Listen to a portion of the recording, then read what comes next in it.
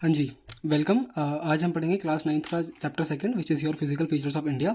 तो मैं ये वीडियो कल अपलोड कर देता, बट हुआ ये कि यार वीडियो डिलीट हो गई थी किसी रीज़न से।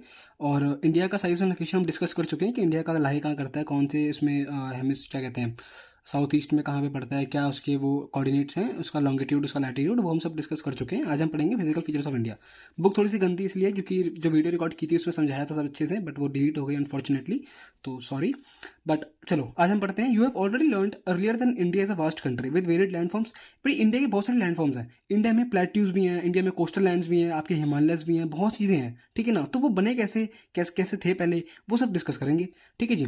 तो if you live in the plains, यानी कि जब यूपी बिहार रीजन में रहते हो तो आप प्लेन्स में रहते हो, you are familiar with the vast stretches of plain land. वहाँ पे कितने बड़े बड़े खेत है, कितने बड़े बड़े लैंड है। In contrast if you live in hilly region, अगर आप हिली रीजन में रहोगे तो वहाँ पे आपको दिखता है कि रग्ड टेरेन, रग्ड मतलब कट घिसी पिटी सी, फटी फटी सी टेरेन होती है, ठीक है ना। टेरेन मतलब एरिया जहाँ आप रहते हो। तो in fact our country has practically all major physical features, सारे फिजिकल फीचर्स हैं। फिजिकल फीचर यानी कि दिखती है। अगर मैं फीचर्स की बात करूं, अगर मैं बोलता हूं कि यार देखो मैं ना कल गाड़ी खरीद के लेके आया, ठीक है, लाया नहीं, बता रहा हूं। तो अगर मैं गाड़ी खरीद के लेके आता हूं तो मैं बोलूंगा ना इसके फीचर्स क्या है। तो दो फीचर्स होते हैं, एक होते हैं इंटीरियर, एक होते हैं एक्सटीरियर। एक्सटीरियर में कैसे, भाई इसकी हेडलाइट कैसी है, इसकी जो गाड़ी की ढुई है वो मतलब मोटी है कि पतली है, ठीक है ना। वो गाड़ी के शीशे साइड मिरर कैसे हैं। और इंटीरियर की बात करूँ तो भाई हैंडल कवर कैसा है, सीट कवर कितना बढ़िया है, एसी कैसा है, जो भी है, ठीक है ना। तो वो चीज़ें होती है इंटीरियर फीचर्स, राइट। सो सब ऐसे ही इंडिया के फीचर्स भी हैं। इंडिया के फीचर्स मतलब कि माउंटेन्स हैं कहीं पे, अगर आप जाओगे नॉर्थ वेस्ट में, नॉर्थ ईस्ट में, तो आपको दिखेगा कि माउंटेन्स है, बड़े बड़े हिमालय जाते हो, घूमने जाते हो गर्मियों में। प्लेन्स होते हैं, प्लेन्स मतलब आपके यूपी बिहार वाले रीजन, पंजाब हरियाणा वाले रीजन, जहाँ पे खेती बड़ी होती है बढ़िया अपनी। डेजर्ट आपके राजस्थान, ये तो पता है कि सूखा पड़ा होता है। प्लेट्यूज आपके होते हैं जो कि आप अगर आप इंडिया का पार्ट देखोगे, जैसे प्लेट्यू आपको बताता हूँ कहाँ होते हैं। प्लेट्यू आपके होते हैं, ये देखो, आपका जो इंडिया का वी शेप है ना, जो आपका इंडिया का वी शेप है, जो इंडिया, इसको प्लेट्यू बोलते हैं, ठीक है।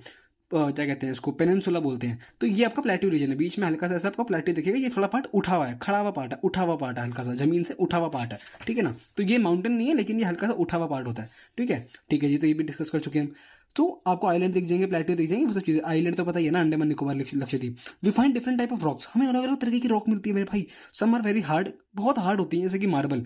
मार्बल जैसे कि आपका ताजमहल होता है, ताजमहल देखा ना, वाइट वाइट होता है, बहुत हार्ड मार्बल होता है, ठीक है ना। आपके घर के नीचे जो नीचे लगा होता है टाइल, जो घर पे आप चलते हो उसको मार्बल बोलते हैं। वो भी बड़ा हार्ड मार्बल होता है, गिर जाओ तो सर फूट जाता है, बहुत हार्ड। और कुछ इतने सॉफ्ट होते हैं, साला उसको पकड़ के अगर आप एक चूरा भी बना दिया ना, चूरा बन जाएगा पूरा। जैसे आपका पाउडर, जो टैल्कम पाउडर लगाते हो ना, जो गर्मियों में अपने बगलों बगलों में लगाते हो, तो वो चीज़ें इतना सॉफ्ट होती हैं, इतनी सॉफ्ट होती हैं, वो उसी मिनरल से बनी है, मतलब वो पत्थर को चूरा करके बनी है। बट वो इतना सॉफ्ट कैसे होता है, तो वो बेटा मिनरल से होता है। जैसे कि अगर मान लो कहीं पे, मैं एक्सप्लेन करता हूँ, रुको। हाँ जी, तो देखो, जैसे मैं बनाता हूँ वॉल्केनो, ठीक है। अगर मैंने बनाया अपना, ओए होए, अगर मैंने बनाया अपना वॉल्केनो, ठीक है ना, तो वॉल्केनो कैसा होता है, ऊपर से ऐसा कौन सी होती है, ठीक है ना, ऊपर से ऐसे कौन सी बनी होती है, और नीचे से कैसा सा होता है, ऐसा पहाड़ सा बना होता है, राइट। ऐसा पहाड़ सा बना होता है। अब इसमें से क्या निकलता है, ज्वालामुखी। इसमें से निकलता है ज्वालामुखी आपका, ठीक है ना। तो ज्वालामुखी से जो चीज़ें बाहर आती हैं वो यहाँ गिर जाती हैं, वो यहाँ गिर जाती हैं, ठीक है। और जब ये गर्म, अभी अंदर से नहीं है, ठंडी तो होंगी नहीं, ज्वालामुखी कितना हॉट है, वेरी हॉट, ठीक है, एकदम नोरा फतेही, तो बहुत हॉट है। लेकिन जैसे ही इसके पत्थर बाहर आते हैं ना, तो इन पे क्या होता है, यार ये पत्ते बहुत, अभी ये जो पत्थर है अभी बहुत गर्म है, बहुत गर्म चीज़ें हैं अभी, बहुत एकदम सड़े हुए, एकदम गले गले, एकदम ऑरेंज ऑरेंज, एकदम ज्वालामुखी की तरह गर्म है एकदम, ठीक है।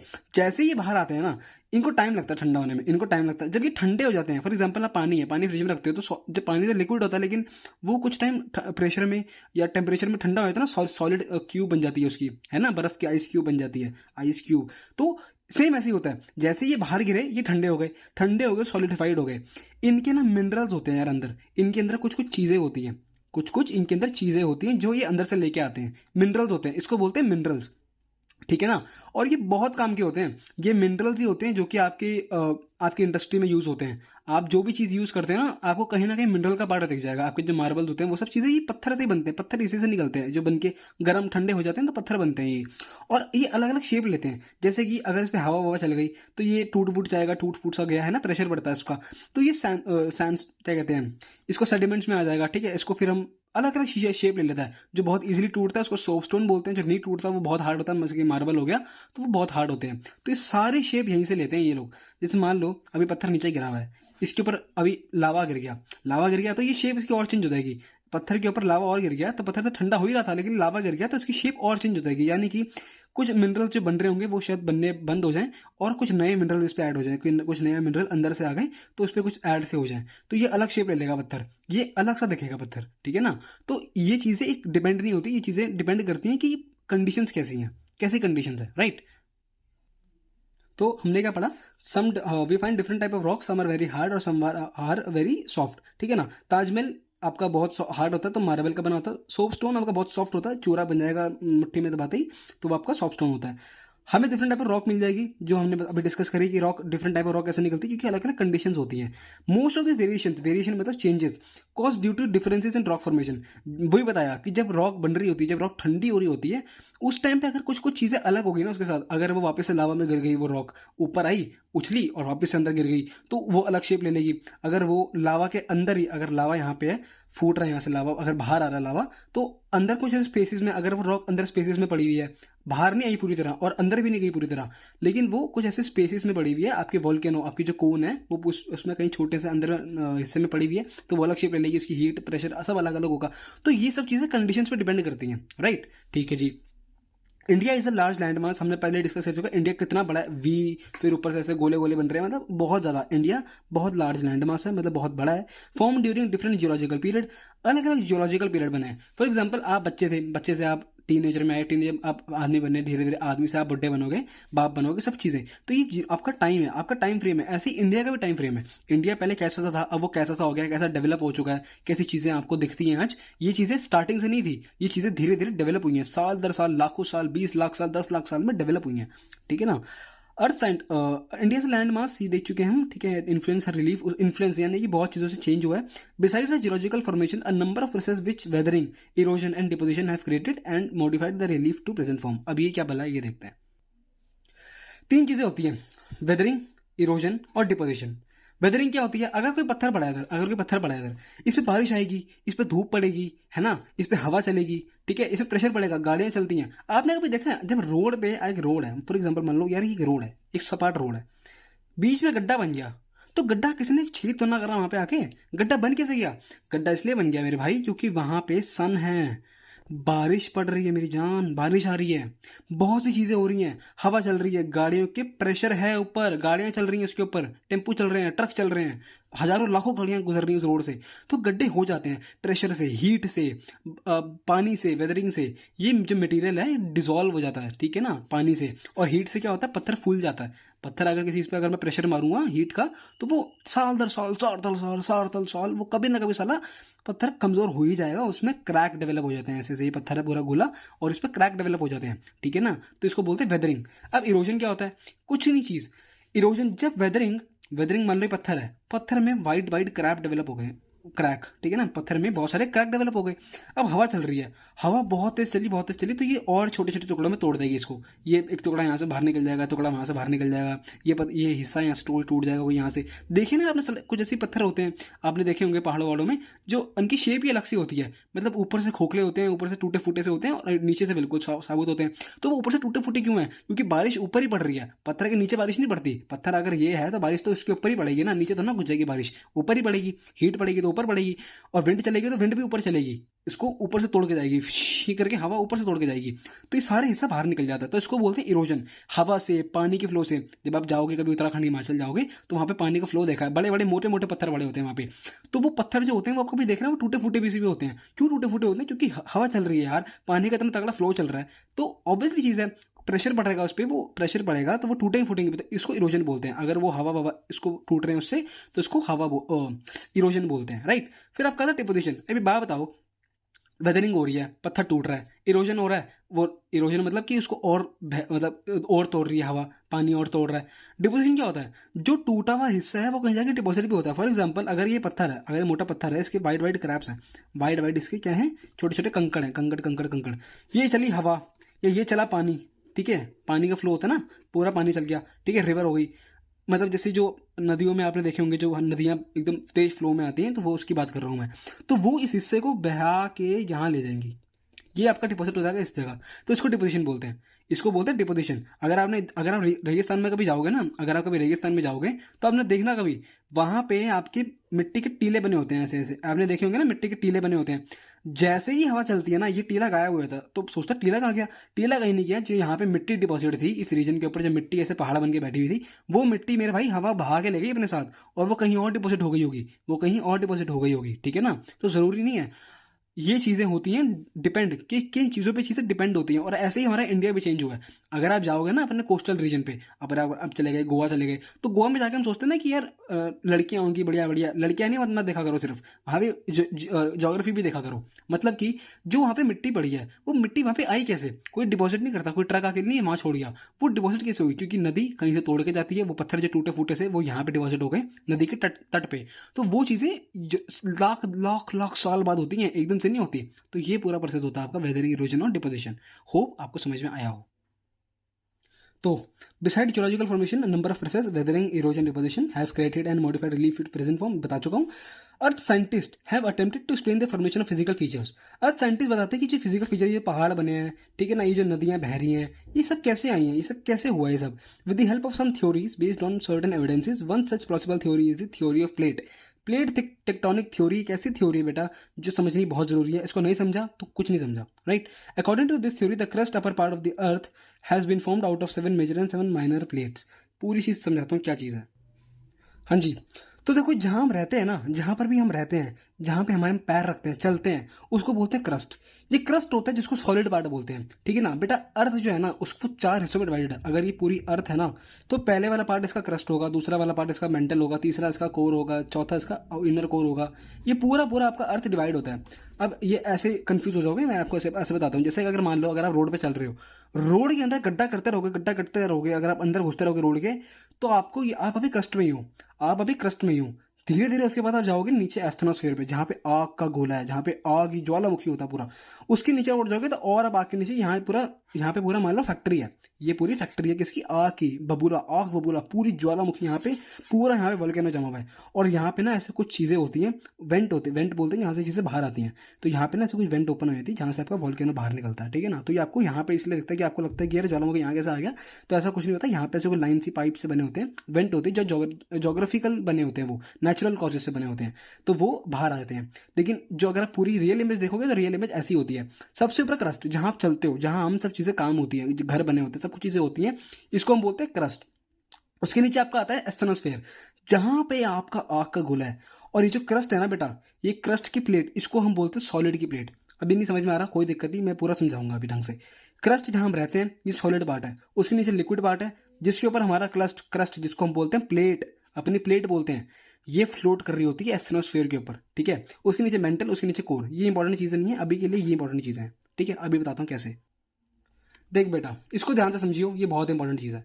इसको हम बोलते हैं कन्वेक्शन सेल थ्योरी। क्या बोलते हैं? कन्वेक्शन सेल की थ्योरी। होता क्या है, जहां हम रहते हैं ना ऊपर, ये हमारा पूरा क्रस्ट है, ये जो ये दिखा रहा हूं ना आपको, ये पूरा पूरा पूरा पार्ट, ये हमारा क्रस्ट है, इसके ऊपर हम रहते हैं। इसके नीचे आपके चल रहे होते हैं एक्टिविटीज। होती क्या है बेटा, ये प्लेट ना कोई छोटी मोटी प्लेट नहीं है। जैसे आपकी सब्जी की प्लेट है, जैसे आप खाना खा रहे हो, तो उसमें आप दाल रख लोगे, चावल रख लोगे, रोटी रख लोगे, सलाद रख लोगे, बहुत चीज़ रख लोगे, ठीक है ना। तो ऐसी ही पूरी प्लेट है। ये प्लेट इतनी बड़ी होती है, इतनी ज़्यादा बड़ी होती है, पूरे हमारे अर्थ को घेरी होती है। इतनी बड़ी प्लेटें होती है बेटा सॉलिड की, जिसके ऊपर आपकी बहुत सारी कंट्री सेटल है, बहुत सारी कंट्री सेटल है। और इन प्लेट के ऊपर आपके ओशन तक सेटल है, ओशन तक। हम ये मत सोचना कि सिर्फ एक प्लेट पे सिर्फ सॉलिड पार्ट ही होगा, नहीं। एक प्लेट पे बेटा रायता भी रख सकते हो, सलाद भी रख सकते हो, रोटी भी रख सकते हो, सब्जी भी रख सकते हो, everything you can put on it. मतलब कि एक प्लेट इतनी बड़ी होती है ना कि उस पर आपकी बहुत चीज़ें हो सकती हैं। लेकिन होता क्या है, आपकी जोन सा पार्ट ज़्यादा होता है ना उस प्लेट के ऊपर, हम उसका नाम देते हैं। जैसे कि एक प्लेट है पूरी, टेक्टोनिक प्लेट, एक पूरी प्लेट है, उसके ऊपर आपका ज़्यादा हिस्सा लैंड का है, लैंड का ज़्यादा हिस्सा है, तो उसको हमने बोल देंगे आपका लैंड की वाली प्लेट, ठीक है। लैंड प्लेट यानी कि आपका कॉन्टिनेंटल प्लेट, कॉन्टिनेंटल प्लेट, तो लैंड मीन्स कॉन्टिनेंटल, ठीक है। उसको हम बोल देंगे कॉन्टिनेंटल प्लेट। अगर ऐसी कोई प्लेट है जिसके ऊपर आपका पानी ज्यादा है, उसको हम बोल देंगे ओशनिक प्लेट, ठीक है। अब इसकी फोटो दिखाता हूँ। हाँ जी, ठीक है, दिखे ना आपको, इसको बोलते हैं टेक्टोनिक प्लेट्स। मतलब कि जो आपकी बड़ी बड़ी प्लेट्स होती है ना यार, जिनके ऊपर आपके लैंड भी समाये हुए हैं और आपके पानी भी समाया हुआ है, उसको बोलते हैं प्लेट। ये कंट्री को देख के कंफ्यूज मत होना कि सर नॉर्थ अमेरिका यहाँ पे, साउथ अमेरिका यहाँ पे। मेरे भाई इनसे बहुत लाखों गुनी बड़ी होती है प्लेटें। प्लेटें पे आपके सब्जियां वब्जी सब आ गई हैं, तो ये सब्जियां हैं सारी प्लेटों के लिए, यानी कि नॉर्थ अमेरिकन प्लेट।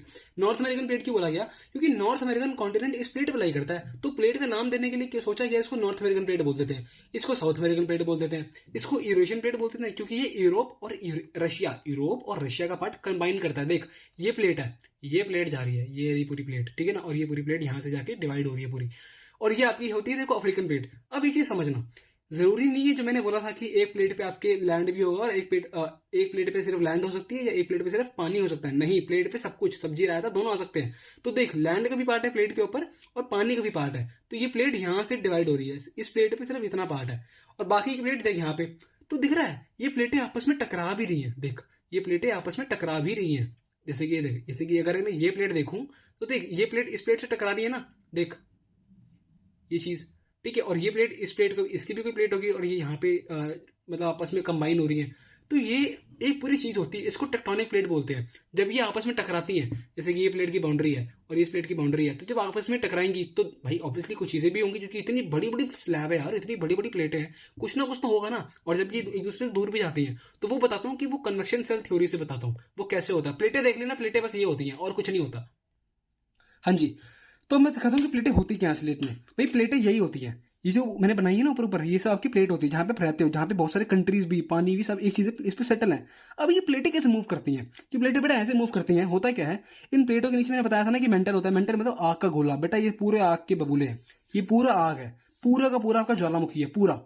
और यही लिक्विड, क्योंकि लिक्विड फॉर्म में, अगर आप बाल्टी में पानी रखते हो, अगर आप बाल्टी में पानी रखते हो तो आप उस बाल्टी के ऊपर जैसे पानी के ऊपर आपने प्लेट रख दी, तो वो प्लेट कैसे तैरेगी ना, उसके ऊपर प्लेट तैरेगी, प्लेट तैरेगी। ऐसी प्लेटें मान लो, ये ऐसी प्लेटें हैं बड़ी बड़ी, जो कि नीचे उसका मैग्मा है, उसके नीचे खोलती हुई आग है, तो वो एक तरह की लिक्विड फॉर्म में आग है और ये इसको फ्लोट करवा रही है। अब होता क्या है बेटा, होता क्या है ना, ये जो आग है ना, ये आग आती है ऊपर की तरफ, ये आग आती है ऊपर की तरफ, हीट आती है ऊपर, हीट की तरफ आता है ना, हीट लो प्रेशर होता है तो ये ऊपर की तरफ आती है, ठीक है, हीट की तरफ ऊपर आती है। अब होता क्या है भाई, ऑब्वियसली बात है, जहां ये सारी हीट आ रही है तो कुछ ना कुछ तो करेगी। तो देख यहाँ पे हल्का सा गड्ढा सा बन गया, दिख रहा है, यहाँ पे हल्का सा गड्ढा सा बन गया, क्योंकि भाई यहाँ पे आग आ रही है तो ये प्लेटें पिघलती भी तो हैं, ये प्लेटें भी तो पिघलती हैं, कोई वो थोड़ा ना इतनी सर आग का बबूला, भाई प्लेटें पिघलती भी हैं। तो हुआ क्या, ये जैसे टकराया ना, कोई चीज जब टकराती है किसी चीज से तो वो दो हिस्से में डिवाइड हो जाती है, यानी कि कुछ हिस्सा यहाँ चला जाता है और कुछ हिस्सा यहाँ चला जाता है। तो जो हिस्सा यहाँ पे गया आग का और कुछ हिस्सा आग का यहाँ पे गया, तो ये डाइवर्ज हो गई। डाइवर्ज मतलब अलग हो जाना, ये चीजें अलग हो गई। तो देख यहाँ पे डाइवर्जमेंट हुई, ठीक है ना, इसको डाइवर्जेंट बोलते हैं, इसको बोलते हैं डाइवर्जन प्लेट। जब दो प्लेटें एक दूसरे से डाइवर्ज होती हैं तो प्लेटें बनती हैं, और यहाँ पे आपकी चीज बनती है, जो कि 11th में पढ़ाऊंगा कि क्या चीजें बनती हैं यहाँ पे। तो ये चीजें देख डाइवर्ज हो गई, या आग का गोला यहाँ ले गई, या आग की कुछ लपटें यहाँ ले गई, ठीक है ना। अब यहाँ पे देख, ये दूसरी प्लेट है, जब प्लेटें एक दूसरे से टकराती हैं, मैंने बोला था कि दो प्लेटें जरूरी नहीं है कि दूर दूर होंगी, आपस में प्लेटें चिपकी भी तो होती हैं। तो जब चिपकती हैं, तो जब मान ली ये फोर्स यहाँ पे आई, ये जो फोर्स है, आग की फोर्स है, इस प्लेट को इसके अंदर ले गई, इस प्लेट को इसके अंदर ले गई, ठीक है ना। और यहाँ पे होता है कन्वर्जेंट, यानी कन्वर्ज मतलब घुसना, एक चीज के अंदर एक चीज जब घुसती है तो उसको कन्वर्जेंट बोलते हैं। ये रही आपकी कन्वर्जन प्लेट और ये रही आपकी डाइवर्जन प्लेट, ठीक है ना। और ये कन्वर्जन यहाँ पर भी होता है, क्योंकि यार सिंपल सी चीज़ है ना, देख यहाँ से चीज़ें डाइवर्ज हो रही हैं, यहाँ से चीज़ें डाइवर्ज हो रही हैं, तो वहाँ पे किसी प्लेट के नीचे घुस भी तो जाएगी। अगर तो यहाँ से निकला तो कहीं वहाँ पे कोई दूसरी चीज़ है उसके नीचे घुस जाती है, तो ये कन्वर्जेंट बन जाती है, ठीक है ना। तो ये पूरा प्रोसेस होता है, इसको हम बोलते हैं कन्वेक्शन सेल की थ्योरी, ठीक है ना, इसको हम बोलते हैं कनेक्शन सेल की थ्योरी। ये एनिमेशन से मैं पढ़ा नहीं सकता था यार, क्योंकि देखो मैं अभी नया नया हूँ, तो मेरे पास अभी यही चीज़ें साधन है, अच्छे रिसोर्सेज। तो जो भी रिसोर्सेज है मेरे पास, मैं उसको अच्छा करने की कोशिश कर रहा हूँ कि आपको दिमाग में बैठ जाए। तो इसको लिथोस्फीयर भी बोलते हैं, क्रस्ट, क्रस्ट मतलब सॉलिड पार्ट जहाँ पे हम सब रहते हैं, और ये उसी पे एक्टिविटी हो रही है। जो भी चीज़ें, ये जो पहाड़ बने हैं ना, ये जो आपके पहाड़ बने हैं, पहाड़ आपके इसी तरीके से बने हैं। ये आपकी रशिया की प्लेट थी और ये आपकी इंडिया की प्लेट थी। इंडिया की प्लेट जैसे ही रशिया की प्लेट में टकराई ना भाई, ये दोनों ऊपर हो गए, ये दोनों की साइड ऊपर चीज़ें चली गई। मतलब देखो यार, ये चीज़ें इसलिए बता रहा हूँ क्योंकि ये है आपकी पानी वाली क्रस्ट और ये आपकी लैंड की क्रस्ट। पानी वाली जो क्रस्ट होती है ना, जहाँ पे पानी होता है, वो चीज़ हैवी होती है, तो वो चीज़ सबसाइड कर जाती है। लेकिन अगर दोनों ही कॉन्टिनेंटल हो गए, इस पर भी ज़्यादा लैंड का पार्ट है और इस पर भी ज़्यादा लैंड का पार्ट है, तो ये दोनों के दोनों उठ जाएंगे। जैसे गाड़ी के बंपर होते हैं ना, जब टकराते हैं तो दोनों उठ जाते हैं, तो इसकी गाड़ी के बंपर की तरह हमारे हिमालयस उठ गए, क्योंकि इंडियन प्लेट और यूरेशियन प्लेट से टकराई थी। तो वो दोनों कॉन्टिनेंट थी, क्योंकि उस पर लैंड कैसा ज़्यादा था, लैंड ज़्यादा था उस पर, तो वो दोनों हल्की थी, तो दोनों की दोनों ऊपर हो गई, ठीक है। तो ये पूरी प्रोसेस होती है आपकी क्या कहते हैं, कन्वर्जेंट और डाइवर्जेंट बाउंड्री और टेक्टोनिक प्लेट, यही प्लेटें होती हैं जो कि इसके आग के बबूले से फ्लोट कर रही होती हैं। फ्लोट करती है तो अंदर घुस जाती हैं जहाँ पे पानी ज़्यादा होता है, ठीक है ना, तो उसके नीचे घुस जाती हैं, तो ये सबसाइड हो जाती है। सबसाइड मतलब अंदर घुसना, और जो हल्की प्लेटें होती हैं वो टकरा के ऊपर पहुंच जाती हैं, राइट, ठीक है जी। So the movement of the plates, जो प्लेट की मूवमेंट होती है बताया, results in the building up of stresses, stress बन जाते हैं। अगर ये चीज़ यहाँ पे आई है ना, ये ऊपर उठ गई या ये चीज़ नीचे पहुंच गई तो ये स्ट्रेस बन गई। इसको स्ट्रेस बोलते हैं कि प्रेशर पड़ना, इस पर प्रेशर पड़ रहा है अंदर घुसने में, यहाँ पे दबाव पड़ रहा है, ये ऊपर आ रही है तो यहाँ पे दबाव पड़ रहा है, ऊपर कोने पे दबाव पड़ रहा है, स्ट्रेस पड़ते हैं विद द प्लेट्स, प्लेट्स में स्ट्रेस पड़ता है। And the continental rock above, ये ऑब्वियसली बात है, एक प्लेट है पूरी, प्लेट के ऊपर सब्जी दाल चावल है, जब प्लेट किसी प्लेट से टकराएगी तो सब्जी दाल चावल भी तो हिलेगी ना, वैसे ही होता है। तो leading to folding, faulting and volcanic activity. तो वॉल्केनिक एक्टिविटी मैंने बताई कि जब एक प्लेट दूसरी प्लेट के नीचे पहुंच जाती है तो जो आग होती है वो वहां से छेद वेद बन जाते हैं और वो आग ऊपर आ जाती है, वॉल्केनिक एक्टिविटी होती है। फोल्डिंग और फॉल्टिंग क्या होती है, चलो ये समझते हैं। देखो फोल्डिंग होती है अगर कोई दो गाड़ियां आपस में टकराई, दो गाड़ियां जब आपस में टकराएंगी तो ये ऊपर, इनके बोनेट ऊपर हो जाएंगे ना, इनके बोनेट ऊपर हो जाएंगे, और ये जो बोनेट ऊपर हुए हैं ना, ये जो बोनेट ऊपर हुए हैं, ठीक है, अगर मान लो बहुत सारे ऐसे बोनेट होते, अगर बहुत लंबी गाड़ी होती और ये बहुत स्पीड में आ रही है, बहुत स्पीड में आ रही है, तो ये घुस जाएंगे अपने एक दूसरे के अंदर, घुस जाएंगे तो इनके दोनों के आगे के हिस्से ऊपर उठ जाएंगे, ऐसे ऐसे ऊपर उठ जाएंगे, ऊपर के साइड, ऊपर के साइड, ऊपर के साइड, ऊपर के साइड उठ जाएंगे। और यही फोल्ड होते हैं बेटा, यही आपके फोल्ड होते हैं। जैसे मान ले ये आपके फोल्ड बने हुए हैं, ये आपके माउंटेन्स के फोल्ड बने हुए हैं, ये आपके हिमालयस होते हैं, आपके हिमालयस माउंटेन ऐसी होती हैं, तो ये आपके फोल्ड बने हुए हैं। जैसे कि ये देखिए आपके फोल्ड बने हुए हैं, ऐसे ऐसे ऐसे ऐसे ऐसे, इनको हम बोलते हैं फोल्ड, इनको हम क्या बोलते हैं, फोल्ड, ठीक है ना। ये फोल्ड माउंटेन है, एकदम से ऐसे ऐसे पेपर की तरह बने हुए हैं, ऐसे ऐसे पेपर फोल्ड होता है ना, ऐसे ऐसे ऐसे करके फोल्ड, तो ये पेपर आपके इसको बोलते हैं हम फोल्डिंग, ठीक है ना, ये आपके फोल्ड होते हैं, राइट, फोल्ड माउंटेन्स। तो ये पूरी आपकी फोल्ड माउंटेन्स बोलते हैं इन चीज़ों को। और फोल्ड माउंटेन्स क्या होती हैं, फोल्ड माउंटेन्स भी इसी प्रकार की होती हैं, ठीक है, जैसे कि मैं आपको अभी दिखाता हूँ फोल्ड माउंटेन्स क्या होती हैं। हाँ जी, देखो जी, इसको बोलते हैं हम फोल्ड माउंटेन्स। क्या बोलते हैं, फोल्ड माउंटेन्स। इसमें होता क्या है, दो माउंटेन्स, एक माउंटेन्स यहाँ पे है, एक माउंटेन यहाँ पे, जब दोनों टकराई तो ये पार्ट ऊपर उठ गया, इसको हम बोलते हैं फोल्ड, यानी कि फोल्ड बन गया, देख एक फोल्ड सा बन गया, ठीक है ना। और फोल्ड क्या होता है, फोल्ड होता है आपका, होता है देखो ये आपका होता क्या है, आपकी जो माउंटेन है और आपकी वैली, ठीक है ना, एक आपकी माउंटेन है और एक आपकी वैली है। वैली मतलब जो निचला पार्ट होता है, जो निचला पार्ट होता है, ठीक है, एक पार्ट ऊपर रह गया और एक पार्ट नीचे घुस जाता है, तो यहाँ पे हल्का सा गैप सा बन जाता है, यानी कि देख ये चीज ऊपर रह गई, ये चीज नीचे आ गई, ठीक है ना, दो चीजें हाइट पे हैं, एक चीजें नीचे धस गई, जमीन में धस सी गई, तो ये आपकी फॉल्ट, यानी कि आपका हल्की सी लाइन सी क्रेस हो जाती है, ऐसे करके नीचे ऊपर है, ये चीज नीचे है, इसको हम बोलते हैं फॉल्ट। और इन दोनों प्रोसेस को हम बोलते हैं डायस्ट्रोफिज्म। क्या बोलते हैं, डायस्ट्रोफिज्म, राइट, ओके, ठीक है ना। तो मैंने ये चीज बताई कि वोल्केनिक एक्टिविटी होती है, फोल्डिंग फोल्डिंग पता लग चुका है तुम्हें, ठीक है। While some plates move toward each other, एक दूसरे की तरफ आती हैं, कन्वर्जेंट बाउंड्री घुस जाती है, एक दूसरे के अंदर घुस के ऊपर बना देती हैं। Some plates move away from each other, जो मैंने बताया था डाइवर्जेंट बाउंड्री, ये देखो, in event of two plates coming together they may इधर कोलाइड, या तो वो कोलाइड करेंगे, या तो वो क्रम्बल करेंगे, या तो वो डाइवर्ज हो जाएंगे। जैसे कि ये देख, कन्वर्जेंट बाउंड्री में क्या था, दो प्लेटें आपस में टकरा रही हैं तो ये कन्वर्जेंट बाउंड्री है, दो प्लेटें आपस से दूर जा रही हैं तो डाइवर्जेंट बाउंड्री है, और दो प्लेटें जब आगे पीछे भी नहीं जाती, जब घरगड़ खाती हैं, रगड़ा जब खाती है ना, तो इसको हम बोलते हैं फ्रिक्शन। यहाँ पे फ्रिक्शन होता है, यहाँ पे बहुत सारे, अब देखो ये इतनी बड़ी बड़ी प्लेटें हैं, डाइवर्ज कर रही हैं, ट्रांसफॉर्म कर रही है, ट्रांसफॉर्म मतलब घिसटना आपस में, ना पीछे जाना ना आगे जाना, सिर्फ आपस में आगे पीछे घिसटना, ठीक है ना, तो इसको हम बोलते हैं ट्रांसफॉर्म बाउंड्री। यहाँ पे फ्रिक्शन बहुत ज़्यादा होता है, ठीक है ना, डन। ये देखो वो कॉन्टिनेंटल प्लेट जो मैंने बताई थी आपको, ये देखो आपकी प्लेट्स, ये आपकी देखो इसमें पैसिफिक प्लेट, यानी कि इसमें पानी का बहुत हिस्सा है, तो ये पैसिफिक प्लेट हो गई, ठीक है ना। ऐसे ये प्लेटें हैं, इसमें पानी का भी हिस्सा है और लैंड का भी हिस्सा है, तो ये अफ्रीकन प्लेट है, ये नॉर्थ अमेरिकन प्लेट है, वो ये यूरेशियन प्लेट। इसी से हमारी इंडियन प्लेट टकराई थी तो यहाँ पे आपके हिमालय बन गए थे, ठीक है ना। ये पूरी चीज़ होती है आपकी, तो ये प्लेटें होती हैं जो बहुत बड़ी बड़ी होती है, लेकिन उस पर बस कंट्री के नाम दे दिए हमने, ठीक है ना। ये छोटी छोटी चीज़ है कंट्री, तो प्लेटें तो बहुत बड़ी है, बहुत ज़्यादा बढ़िया, बहुत बड़ी, बहुत ज़्यादा, ठीक है ना। तो देखो यहाँ पे देख, the movement of this plate, जब इन प्लेट की मूवमेंट होती है ना, have change the position and size of the continent over millions of years. Such movement have also influence the evolution of present landform, जो कि फीचर्स ऑफ इंडिया। तो वो जो मूवमेंट ने इंडिया के लैंडफॉर्म भी चेंज कर दिया बेटा। पहले हमारे हिमालयस नहीं थे, इंडिया यहाँ पे कहीं था। इंडिया चलते चलते चलते चलते चलते चलते चलते ये जो आपकी कन्वेक्शन सेल थ्योरी होती है ना, उसकी वजह से जो प्लेट है इंडिया की, ये यहाँ पे टकरा गई इस प्लेट से, ठीक है ना। अब आग को क्या पता, आग तो अपना काम कर रही है, वो तो खिला रही है, जखेल। लेकिन जब प्लेट है, प्लेट जब टकरा गई तो यहाँ पे बेटा टकराव हुआ और यहाँ पे हिमालयास बन गए आपके, क्योंकि दो प्लेटें टकराई ना आपस में, दोनों प्लेटें आप आपस में, इसे कैसे समझाऊं, वीडियो हिल जाएगी मेरी, ठीक है ना। तो जब दो प्लेटें आपस में टकराई ना, जैसे दो प्लेटें टकराई तो ये ऊपर हो गई, तो ये आपके हिमालयाज होते हैं, इन्हीं को हम बोलते हैं हिमालयाज। यहाँ पे फोल्ड बन गई, ये देख बकल, ये यूरेशियन प्लेट थी, ये इंडियन प्लेट थी, जैसे ही आया ना ये बकल, ये ऊपर हो गई उंगलियां, ठीक है ना। तो ये आपकी माउंटेन्स होती हैं, राइट, यही आपकी पहाड़ियां हैं जो आज के टाइम पे बहुत ऊपर है, ठीक है ना। तो ये आपकी बताता हूँ कि कैसे इंडिया का ये पूरा मतलब मूव कैसे करा इंडिया, कैसे प्रोसेस था वो बताता हूँ कैसे हुआ। ये पता, देखो देखो लाखों साल पहले ना, लाखों साल पहले हुआ क्या, सिर्फ दो आपके ना कॉन्टिनेंट थे, सिर्फ एक ही कॉन्टिनेंट था। ये बता कब की बात है, देखो 225 मिलियन ईयर्स हो, मतलब 1 मिलियन में 10 लाख होते हैं, 225 मिलियन सोच रहे हो कितने करोड़ों साल हो गए, करोड़ों करोड़ों साल। तो यहाँ पे देखो हुआ क्या, यहाँ पे ना सिर्फ एक लैंड था, सिर्फ एक ही पत्थर का पार्ट टुकड़ा था, बहुत बड़ा पत्थर का टुकड़ा था, ठीक है। इसको बोलते थे पेंजिया, और जो पानी वाला पार्ट था ना, जो पानी था जहाँ पे, उसको बोलते थे पेंथलासा, यानी कि लैंड वाले पार्ट को बोला पेंजिया, इसको बोला पेंथलासा। हुआ क्या, धीरे धीरे जो नीचे कन्वेक्शन सेल थ्योरी थी, जो आगों की थ्योरी चल रही थी ना नीचे, जो ज्वालामुखी ऊपर आ रही थी बार बार उड़ उड़ के, तो उसने क्या करा, बाउंड्रीज को इधर उधर फैला दिया। फैला कैसे दिया, हुआ ये कि ये जो पूरा सिंगल पार्ट है ना, ये जो पूरा सिंगल पार्ट है जो देख रहे हो पेंजिया, ये दो उसमें टूट गया। यानी कि ये वाला देख, ये बैटमैन सा लग रहा है ना, ये वाला पार्ट देख, ये यहाँ पे है, और ये जो ये वाला पार्ट है आपका, ये आपका यहाँ पे है, ठीक है ना। तो ये कन्वेक्शन सेल थ्योरी ने कैसी कुछ ऐसी घुमा दी, मतलब आगो की थ्योरी ने इन प्लेटों को घुमा दिया, और ये जो ऊपर वाला पार्ट बना इसको बोला लॉरेशिया, इसको बोला लॉरेशिया। और जो नीचे वाला पार्ट था, यानी कि ये वाला पार्ट पूरा, इसको बोला गोंडवाना लैंड। क्या बोला, गोंडवाना लैंड, बड़ा गंदा नाम है लेकिन फिर भी, गोंडवाना लैंड, ठीक है ना। और इसको बोला लॉरेशिया।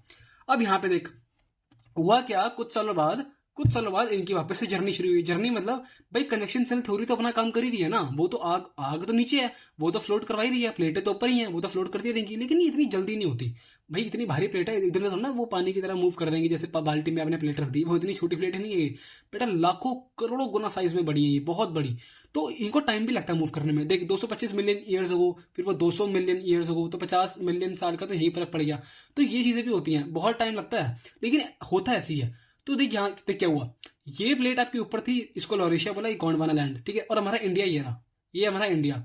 इंडिया की जर्नी फिर यहाँ पहुंचा, इंडिया हमारा इंडिया यहाँ से वहां पहुंचा, धीरे धीरे बेटा, धीरे धीरे। अगर आप देखो तो आज का जो आपका वर्ल्ड मैप है ना, वो आपका ऐसा दिखता है, ऐसे से ऐसा दिखता है। वो इन्हीं चीजों से हुआ है। क्यों, क्योंकि नीचे कन्वेक्शन सेल थ्योरी चल रही है, बहुत बड़ी बड़ी प्लेटें हैं जिनके नीचे आपके ये सब चीजें हो रही हैं, ठीक है ना। और इस वजह से इंडिया जो यहाँ पे था, फिर यहाँ पे आया, और जैसे टकराया ना इस चीज से, ये रशिया से एशिया से जैसे टकराया, यूरेशियन प्लेट से यूरोप, और रशिया की प्लेट को मिला के यूरेशियन प्लेट बोलते हैं। और जैसे ही इससे इंडो ऑस्ट्रेलियन प्लेट टकराई ना बेटा, यहाँ पे आपके बन गए हिमालय, क्योंकि दो प्लेटें दिख, दोनों पे कॉन्टिनेंट है, दोनों लैंड वाली हिस्सी है, ये भी लैंड वाला हिस्सा है, ये भी लैंड वाला हिस्सा है। लैंड लैंड टकराएंगे तो क्या होगा, लैंड ऊपर उठ जाएगा, तो यहाँ पे आपके पर्वत बन गए, विच इज योर हिमालयाज। ओके, तो क्लियर होगा मेरे हिसाब से, ऐसे होती है आपकी पूरी कॉन्टिनेंटल प्लेट मूव करती है, ठीक है, डन। हाँ जी, तो क्या बोल रही है, the oldest land mass the peninsula part, यानी कि जो हमारा इंडिया का वी वाला पार्ट है, was a part of Gondwana land. वो गोंडवाना लैंड का पार्ट था, देखा था हमने। The Gondwana land included India, Australia, south Africa, south America, Antarctica, is one single land. एक ही लैंड पे सब कुछ थे, ठीक है ना। लेकिन ये कन्वेक्शन सेल थ्योरी ने इनको अलग अलग कर दिया, सेपरेट हो गए एक दूसरे से। Convection current split the crust into number of pieces, pieces में टूट गए, कोई एशिया बन गया, कोई ऑस्ट्रेलिया बन गया, कोई साउथ अमेरिका बन गया, कोई अंटार्कटिका बन गया, ठीक है ना। ये सब चीजें हुई, तो ये हिस्सों में टूट गई, thus leading to drifting of the Indo Australian plate after being separated from the Gondwana land towards north, यानी कि टुवर्ड्स नॉर्थ, यानी कि एशिया की तरफ जाते जाते हुआ क्या, the northward drift resulted in the collision of the plate with the much larger Eurasian plate. Indo Australian plate से भी बड़ी थी, इंडो ऑस्ट्रेलियन प्लेट ये छोटी सी रही, यूरेशियन देख कितनी बड़ी प्लेट है। तो जैसे ही टकराई उससे हुआ क्या, हिमालयस बन गए। तो ये आपका हुआ ड्यू टू दिस कोलिजन दिख रहा है ना, this sedimentary rocks which were accumulated into the geosyncline known as the Tethys Sea were folded to form the mountain system of Western Asia, Himalaya। अब ये क्या बोला है ये समझाता हूँ। हाँ जी, तो अब देखो हुआ क्या, इंडिया प्लेट यहाँ पे थी। अब इंडिया तो सिर्फ ये रीजन है ना, सिर्फ लैंड का पार्ट है भाई, प्लेट तो इतनी बड़ी है भाई, प्लेट तो इतनी बड़ी है ना, ये तो सिर्फ इंडिया है, लेकिन इस पे ऑस्ट्रेलिया भी है, इस पे हल्का सा ऑस्ट्रेलिया भी बना हुआ है, तो ये प्लेट बहुत बड़ी है, और इस पे हल्का सा कुछ पानी का पार्ट भी है। हुआ क्या, जब ये चीज आगे आ रही थी ना, ये प्लेट आगे आई, तो ये प्लेट ये रही, ये इंडिया का पार्ट ये रहा, तो यहाँ पे सी था, सी का नाम था टेथिस सी। क्या नाम था, टेथिस सी। टेथिस सी में क्या था, डिपॉजिट्स थे, कुछ थे डिपॉजिट, यानी मिट्टी मिट्टी के कंकड़ शंकड़ के कुछ डिपॉजिट पड़े हुए थे टेथिस सी के। यार जैसे ही ये प्लेट यूरेशियन प्लेट से टकराई ना, जैसे ही प्लेट यूरेशियन प्लेट से टकराई, मेरे भाई ये सी का डिपॉजिट कहाँ जाएगा, सी का डिपॉजिट कहाँ जाएगा, जब दोनों प्लेटें टकरा के दोनों का पत्थर वाले पहाड़ जो हैं वो ऊपर आ रहे हैं, तो टेथिस सी भी तो ऊपर आएगा, क्योंकि देख सी का हिस्सा बहुत छोटा है। ये मत सोचो कि पानी का हिस्सा तो ये नीचे जाना चाहिए था, ऐसा नहीं होता, क्योंकि सी का देख मार्जिन बहुत कम है, लैंड का हिस्सा बहुत ज्यादा है ना, तो भारी मतलब लैंड हल्की है। सी अगर सिर्फ पानी होता, पूरा पानी होता, तो ये सबसाइड कर जाती इरेशन प्लेट के नीचे, लेकिन ये हल्का सा सी का पार्ट है। तो ये क्या हुआ, जैसे ही से सबसाइड हुआ ना, मतलब जैसे ही से टकराया, तो सी का जो डिपॉजिट वाला पार्ट था बेटा, वो प्लेट भी ऊपर आ गई। सी पानी तो सूख गया, पानी तो हाइट पे आके बर्फ बन गया, जो भी था, जो भी हुआ पानी के साथ। लेकिन जो डिपॉजिट था, जो अंदर माल पड़ा था पानी के अंदर, जो नीचे डिपॉजिट्स होते हैं, कंकड़ शक्कड़ जो भी थे, वो ऊपर आ गए। और आज भी बेटा ये ऐसा हो, मतलब ये फाइंड किया गया, साइंटिस्ट के द्वारा फाइंड किया गया है कि जो हमने ऊपर डिपॉजिट देखे पहाड़ों पे, वो आज भी उस सी के मिलते जुलते हैं। तो ये थ्योरी काफी प्रैक्टिकल मानी जाती है कि ऐसा ही हुआ था। तो सी का डिपॉजिट कहाँ गया, पहाड़ों पे पहुंच गया। तो ये ऐसा ही हुआ है, दोनों प्लेटें टकराई, ऊपर आई प्लेटें, और ये माल सारा ऊपर जम गया। ठीक है ना, तो ऐसा कुछ नहीं है इसमें कुछ ऐसा समझने वाला, राइट। ठीक है जी। तो द हिमालय अपलिफ्ट, हिमालय खड़े हो गए टेथिस सी से, and subsidence of northern flank of the peninsula plateau. Plateau का जो पेनिनसुला प्लेट्यू का जो नॉर्दर्न फ्लैंक है, जो सिर्फ वी पार्ट का, जो ऊपर वाला पार्ट है ना, वी पार्ट का, वो हल्का सबसाइड हो गया। यार जब दो गाड़ियां टकराती हैं, कभी देखा है ना, पीछे की सीट भी डैमेज हो जाती है। क्यों होता है, क्योंकि आगे प्रेशर पड़ा है, आगे तो वो सीटें डैमेज हुई हैं, मतलब आगे से बोनट टकराया है दूसरी गाड़ी का, लेकिन जो पीछे की सीट है, जो पीछे के लोग हैं, वो भी तो डैमेज होते हैं ना हल्के से, वो भी तो उड़ जाते हैं अपनी सीट से, जैसे एक्सीडेंट होता है। तो ऐसे ही हुआ, जैसे ही वो प्लेट टकराई ना दूसरे से, जो पीछे हमारा नॉर्दर्न फ्लैंक है किसका, पेनिनसुला प्लेट्यू का, जो ये वी शेप का पार्ट है ना, यहाँ का नॉर्दर्न फ्लैंक हल्का सा ऊपर उठ गया, यानी कि हल्का सा ऊपर की साइड हो गया। यानी कि हमारा प्लेट पता है कैसी है, हल्की सी हमारी ऐसी सी है, ये नीचे की साइड झुकी हुई है, इस साइड झुकी हुई है हल्की सी, वेस्ट की साइड, ईस्ट की साइड में, और यहाँ से खड़ी हुई है। ठीक है ना, तो ये इसलिए हुआ क्योंकि टकराई थी हमारी प्लेट दूसरे से, तो पीछे भी हल्का सा फर्क पड़ा, यहाँ पे गड्ढा सा बन गया एक, इसको बोलते हैं बेसिन। क्या बोलते हैं, बेसिन, राइट। ठीक है जी। तो in due course of time this depression यानी कि गड्ढा gradually got filled with deposition of sediment with the river flowing from the mountains in the north। अब नॉर्थ में सबको पता है यार, देखो कुछ नदियाँ फ्लो करती है, इंदस ब्रह्मपुत्र, इंदस हो गई, गंगा हो गई, तो वो गड्ढों में अपना जो पहाड़ों से तोड़ ताड़ के डिपॉजिट्स लेके आती हैं, क्योंकि नदियाँ ऊपर से आ रही है, तो पहाड़ों से कंकड़ पत्थर तोड़ ताड़ के डिपॉजिट लेके आती है ऊपर से, तो वो क्या करती है, वो डिपॉजिट कर देती है आपके इसमें। ठीक है ना, गड्ढों में डिपॉजिट कर दिए। Flat land of extensive alluvial deposit जो ऊपर से माल आया उसको एलुवियल डिपॉजिट बोलते हैं। Led to the formation of northern plains of India. उससे क्या हुआ, आपके नॉर्दर्न प्लेन्स, जो आपकी जो खेती बाड़ी होती है ना बेटा, वो अच्छी इसलिए हो पाती है, हमारे जो रीजन है यूपी, बिहार, पंजाब, हरियाणा, वो इसलिए प्रोडक्टिव है क्योंकि जो नदियां माल नीचे लेके आई थी, जो सॉइल नीचे लेके आई थी, आज हमने उस पर खेती बाड़ी करी, हमारे उपजाऊ हुआ, हमारा खेत हमारे उपजाऊ हुए, और हमने आज बढ़िया एकदम से खाना पीना एकदम खा रहे हैं। क्यों, उसी की वजह से, क्योंकि वो डिपॉजिट बहुत काम के हैं, बहुत ही फर्टाइल यानी कि उपजाऊ होते हैं वो चीज़ें, जो मिट्टी ऊपर से आती है बहुत उपजाऊ होती है वो मिट्टी। The land of India displays a great physical variation geologically. The peninsula plateau, ये जो हमारे इंडिया का वी वाला पार्ट है, constitute one of the ancient land mass. Ancient पता है कितना पुराना, 200 मिलियन 50 मिलियन हमने देखा ना पहले, वो एंशियंट उसी को बोलते हैं, जो पुराना होता है उसको एंशियंट बोलते हैं। Land mass on the earth surface, earth के सरफेस पे बहुत पुराना है। It was suppose to be one of the most stable land blocks. आपको दिखा होगा ना, स्टेबल और अनस्टेबल में क्या फर्क होता है। जिस चीज़ के साथ चीज़ें घट रही हैं वो अनस्टेबल है, जो चीज़ ऐसी का ऐसी पड़ गई वो स्टेबल है। आपने देखी इंडिया की जो वी पेनिनसुला प्लेट्यू है वो सिर्फ ट्रैवल कर रहा है, पेनिनसुला प्लेट इसको इधर उधर घुमा रही है, लेके जा रही है, लेकिन दिक्कत किसको आ रही है, इस वाले रीजन को। ये जो प्लेट हमारी एशियन प्लेट से टकराई तो यहाँ पे पहाड़ बन गए, तो पहाड़ बन गए इसका मतलब ये कि यहाँ पे टकराव हुआ तो ये अनस्टेबल हो गया, इसलिए इसको अनस्टेबल बोल दिया। तो ये अनस्टेबल होता है, लेकिन जो हमारा वी, जो नीचे का वी वाला पार्ट है, वो हमारा स्टेबल है, क्योंकि इस पर ज़्यादा फर्क नहीं आया, फर्क इस वाले रीजन पे आया। ठीक है जी, done. The land of Indus हमने देख लिया, it was suppose to be one of the most land blocks, stable land blocks, ये देख लिया। Himalaya of the northern plains, north में जो आपके हिमालयाज हैं, and the most recent land forms, ठीक है, जो आपके मोस्ट रीसेंट लैंड फॉर्म्स हैं। From the view point of geology, Himalayan mountains form an unstable zone. Unstable क्यों, क्योंकि टकराव हुआ, तो ये बेटा आज भी टकरा रहे हैं, ये प्लेटें आज भी दूसरे के अंदर घुस रही हैं, ये प्लेटें रुकी नहीं है, आज भी घुस रही हैं, आज भी हिमालय की हाइट बढ़ रही है धीरे धीरे। वो इसलिए बढ़ रही है क्योंकि आज भी प्लेटें रुक नहीं रही। कन्वेक्शन सेल थ्योरी तो चल रही है, कन्वेक्शन सेल थ्योरी तो चल रही है, दिमाग लगाओ, कन्वेक्शन सेल थ्योरी चल रही है, लेकिन और उसकी वजह से ही तो हुआ कि एक प्लेट दूसरी प्लेट पर घुस गई और दोनों पहाड़ ऊपर आ गए, तो वो आज भी हाइट ऊपर हो रही है। ठीक है ना। The whole mountain system of Himalaya represent a very youthful topography. Youthful क्यों, क्योंकि 250 मिलियन साल पुराना बहुत पुराना हो गया हमारे लिए, लेकिन आज से हम अगर बात करें 1000, 2000, 3, 4000, 5000, 6 साल पुरानी बात करें, मिलियंस ऑफ ईयर्स की बात नहीं हो रही, सिर्फ 1 लाख 2 लाख साल, मिलियन तो 10 लाख होते हैं, 1-2 लाख साल आपके हल्के से उनके मुताबिक पुराने नए हैं। 10 लाख साल के मुताबिक अगर आप 1 लाख 2 लाख देखो साल, तो वो ऑब्वियसली अभी आपके नए नई चीज़ें हैं, तो इसलिए इसको बोलते हैं यंग। यंग मतलब जवान, अभी हाल फिलहाल में ही हुआ है, और ये 1 लाख 2 लाख साल को हाल फिलहाल बोलते हैं ज्योग्राफी में। The whole mountain system youth है topography with the high peaks. High peak मतलब ऊंची ऊंची चोटियां हैं, ऊंची ऊंची चोटियां, डीप वैलीज हैं, फास्ट फ्लोइंग रिवर्स हैं। इंदस वहां से आ रही है भाई, पहाड़ से कोई नदी आ रही है, स्लोप ऐसा है, कोई चीज़ जैसे अगर आप झूला झूला होगा तो वो स्लाइड वाला झूला होता है, जब नीचे आते हो तो स्पीड में आते हो क्योंकि स्लाइड है, वो सीधा आपको नीचे कर रही है, तो जब वहां से नदियां आएंगी तो वो भी तो तेजी आएंगी, दिमाग लगाओ। Deep valleys and fast flowing rivers. The northern plains are formed of alluvial deposit, ठीक है ना। तो जो नॉर्दर्न प्लेन्स थी ना आपकी, वो आपके एलुवियल डिपॉजिट, जो ऊपर से नदियां मान लेके आई। Peninsula plateau is composed of igneous metamorphic rocks with gently rising hills and wide valleys. अब वहां पे इग्नियस और मेटामॉर्फिक रॉक कैसे आ गई, ये मैं बताता हूँ। जब मैंने आपको बताया था ना कि इंडिया की प्लेट ट्रैवल कर रही है, या इंडिया की प्लेट आपकी ट्रैवल कर रही थी, तो यहाँ पे क्या हुआ ना, यहाँ पे एक हॉटस्पॉट था। हॉटस्पॉट मतलब जो आप घर में वाईफाई यूज करते हो नहीं, हॉटस्पॉट का मतलब वो नहीं होता। हॉटस्पॉट का मतलब होता है बेटा, यहाँ पे परमानेंटली कोई वॉल्केनो फूट रहा है। परमानेंटली ये एक जगह ऐसी है जहाँ पे परमानेंटली मतलब फूट रहे हैं वॉल्केनोस। कोई ऐसी जगह है, प्लेटों के नीचे कोई ऐसी जगह है जो कि जहाँ से कोई भी चीज़ गुजरती है, प्लेट भी गुजरती है, तो वहाँ पे हॉटस्पॉट ऐसी है।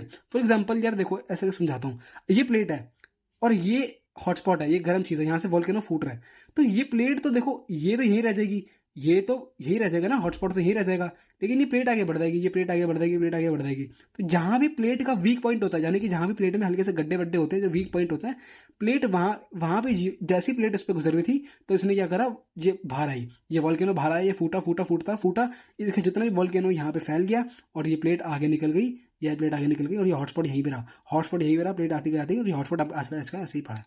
तो ये पूरा प्रोसेस होता है आपका इग्नियस और मेटामॉर्फिक रॉक का। इग्नियस रॉक कैसी होती है, जो वॉल्केनो से बाहर निकलती है। तो जब हमारी प्लेट ट्रैवल कर रही थी तो इग्नियस रॉक उस पर पड़ी और वो क्या कहते हैं, आपका पत्थर वत्थर बना, आपका जो भी था आपका ज्वालामुखी टाइप पत्थर जो होते हैं।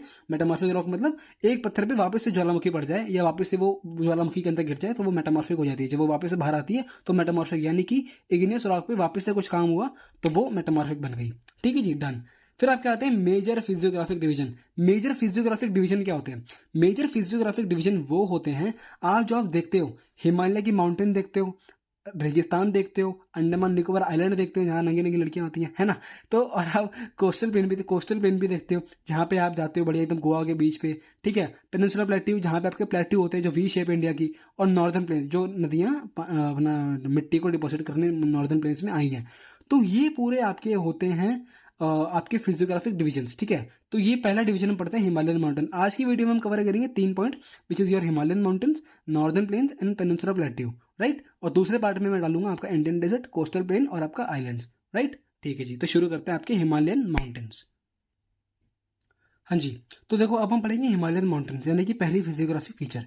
द हिमालय जियोलॉजिकली यंग है, स्ट्रक्चरली फोल्ड माउंटेन्स, फोल्ड बने हुए हैं, मैंने बताया पहले भी फोल्ड माउंटेन्स क्या होते हैं। Stretch over the northern borders, stretch over the northern borders, जो हमारे कंट्री है, जो हमारी इंडिया का जम्मू कश्मीर वाला पार्ट है, इसके नॉर्दर्न बॉर्डर्स पे अगर आप नॉर्दर्न साइड में बॉर्डर में जाओगे तो यहाँ पे आपको हिमालय हिमालय हिमालय हिमालय दिख जाएंगे, ठीक है ना। तो northern most boundaries of India पे, इंडिया के बॉर्डर पे मिलता है। These mountain ranges run in west east direction. West east direction मतलब ये आपका वेस्ट होता है, ये आपका ईस्ट होता है। तो यहाँ से देख, यहाँ से देखिए मेरा वेस्ट है, नॉर्थ वेस्ट रीजन, वेस्ट से लेके यहाँ से लेके वेस्ट से लेके आपके ब्रह्मपुत्रा जो कि आपके ईस्ट में है, ये रही ब्रह्मपुत्रा आपकी, यहाँ मैं सर्कल कर रहा हूँ, ओहो एक सेकेंड, जहाँ मैं सर्कल कर रहा हूँ ये आपका ब्रह्मपुत्रा। तो वेस्ट से लेके आपके ईस्ट तक जाते हैं कौन से, आपके हिमालयन रेंजेस, ठीक है ना। आपकी हिमालयन रेंजेस जाती हैं इंदस रिवर से लेके ब्रह्मपुत्रा रिवर तक। इंदस से लेके इंदस रिवर ये रही आपकी इंदस रिवर, और यहाँ आपके जाते हैं ब्रह्मपुत्रा, ये आपका ब्रह्मपुत्रा, राइट। ठीक है जी। तो the Himalayas represent the loftiest, loftiest मतलब बहुत ऊंचे, and one of the most rugged mountain, rugged मतलब घसी पिटी सी माउंटेन्स होती हैं, barriers of the world. Barrier कैसे यार, देख यहाँ पे चाइना है, ठीक है ना। तो होता क्या है, जब आपका पड़ोसी दुश्मन आपके साथ में हो या आपका बहुत सी चीजें, जहाँ पे आपका पाकिस्तान है, तो ये माउंटेन चढ़ नहीं पाते क्योंकि यहाँ पे आपकी लॉफ्टीएस्ट पीक, यानी कि बड़ी बड़ी चट्टाने, तो इनके बाप में भी दम नहीं है कि चढ़ के दिखा दे इसको। तो हमारे इंडिया माता, हमारी भारत माता को नेचुरल प्रोटेक्शन मिली हुई है इन लोगों बेवकूफ़ों से। तो सॉरी गलती से अब्यूज़ कर दिया मैंने, I am really sorry about that. तो हुआ ये क्या कि हमें लोगों से ना नेचुरली प्रोटेक्शन लगी हुई है, ठीक है ना, विच इज़ योर हिमालयाज। तो हुआ क्या, हमारी जो नेचुरल बाउंड्री है ना, डिस्टेंस इसका 2400 किलोमीटर है। जैसे कि एक चीज़ होती है ना कि यार 2400 किलोमीटर लॉन्ग, कोई चीज़ लंबी होती है, तो ऐसे ही हमारी हिमालयस भी है। हिमालयस लंबी कैसे, यहाँ से लेके हमारी हिमालय के माउंटेन्स आपके यहाँ तक जा रही हैं। तो ये 2400 किलोमीटर यानी कि डिस्टेंस पूरा 2400 किलोमीटर का है, और यहाँ तक अब आपकी हिमालयस आपकी फैली हुई हैं। और 150 kilometre in Arunachal Pradesh, 400 kilometre in Kashmir and 150 kilometre in Arunachal Pradesh में क्या है, विड्थ है। विड्थ मतलब मोटाई, यहाँ पे आपका ज़्यादा मोटा है हिमालय, आपका हिमालय ना ज़्यादा मोटे हैं, मतलब कि आपके यहाँ भी पहाड़ियाँ, यहाँ भी पहाड़ियाँ, यहाँ भी पहाड़ियाँ, यहाँ पहाड़ियाँ पहाड़ियाँ पहाड़ियाँ पहाड़ियाँ पहाड़ियाँ यहाँ पे। जैसे आप नीचे जाते हो ना, आपकी पहाड़ियाँ कम होने लग जाती हैं, आपकी पहाड़ियाँ कम होने लग जाती है। और इसका भी रीज़न है क्योंकि जब इंडियन प्लेट टकराई थी ना उससे, तो ये ऐसे फॉर्म में टकराई थी ताकि यहाँ पे ज़्यादा प्रेशर आए, तो यहाँ पे ज़्यादा फोल्ड माउंटेन्स बन गई। लेकिन यहाँ पे ना थोड़ा लेट टकराई, तो यहाँ पे हल्के प्रेशर से टकराई, तो यहाँ पे इसलिए ज़्यादा माउंटेन बनी नहीं, इसलिए टकराव ज़्यादा तेज हुआ नहीं। यहाँ पे तेज हुआ था, तो इसलिए यहाँ माउंटेन ज़्यादा है। यहाँ पे थोड़ी कम इसलिए है क्योंकि ये जो प्लेट टकराई ना उससे, उस यूरेशियन प्लेट से, तो यहाँ पे ज़्यादा फर्क नहीं, यहाँ पे ज़्यादा फर्क नहीं आया क्योंकि यहाँ पे ये बहुत ऐसे टकराई थी। पहले ऐसे टकराई, धीरे धीरे प्लेट ऐसे हुई थी, तो जब धीरे धीरे ऐसे हुई ना तो हल्की फोर्स में टकराई, ये तेज फोर्स में टकराई थी, ये हल्की फोर्स में सीधी हुई, तो इसलिए जो है यहाँ पे ज़्यादा माउंटेन्स नहीं है। तो ओवरऑल फैक्ट ये है कि 2400 किलोमीटर की लेंथ है, 400 किलोमीटर वेस्ट में विड्थ इसकी मोटाई है, और 150 किलोमीटर यहाँ पे इसकी मोटाई है। कहाँ पे, अरुणाचल प्रदेश में, which is your AP।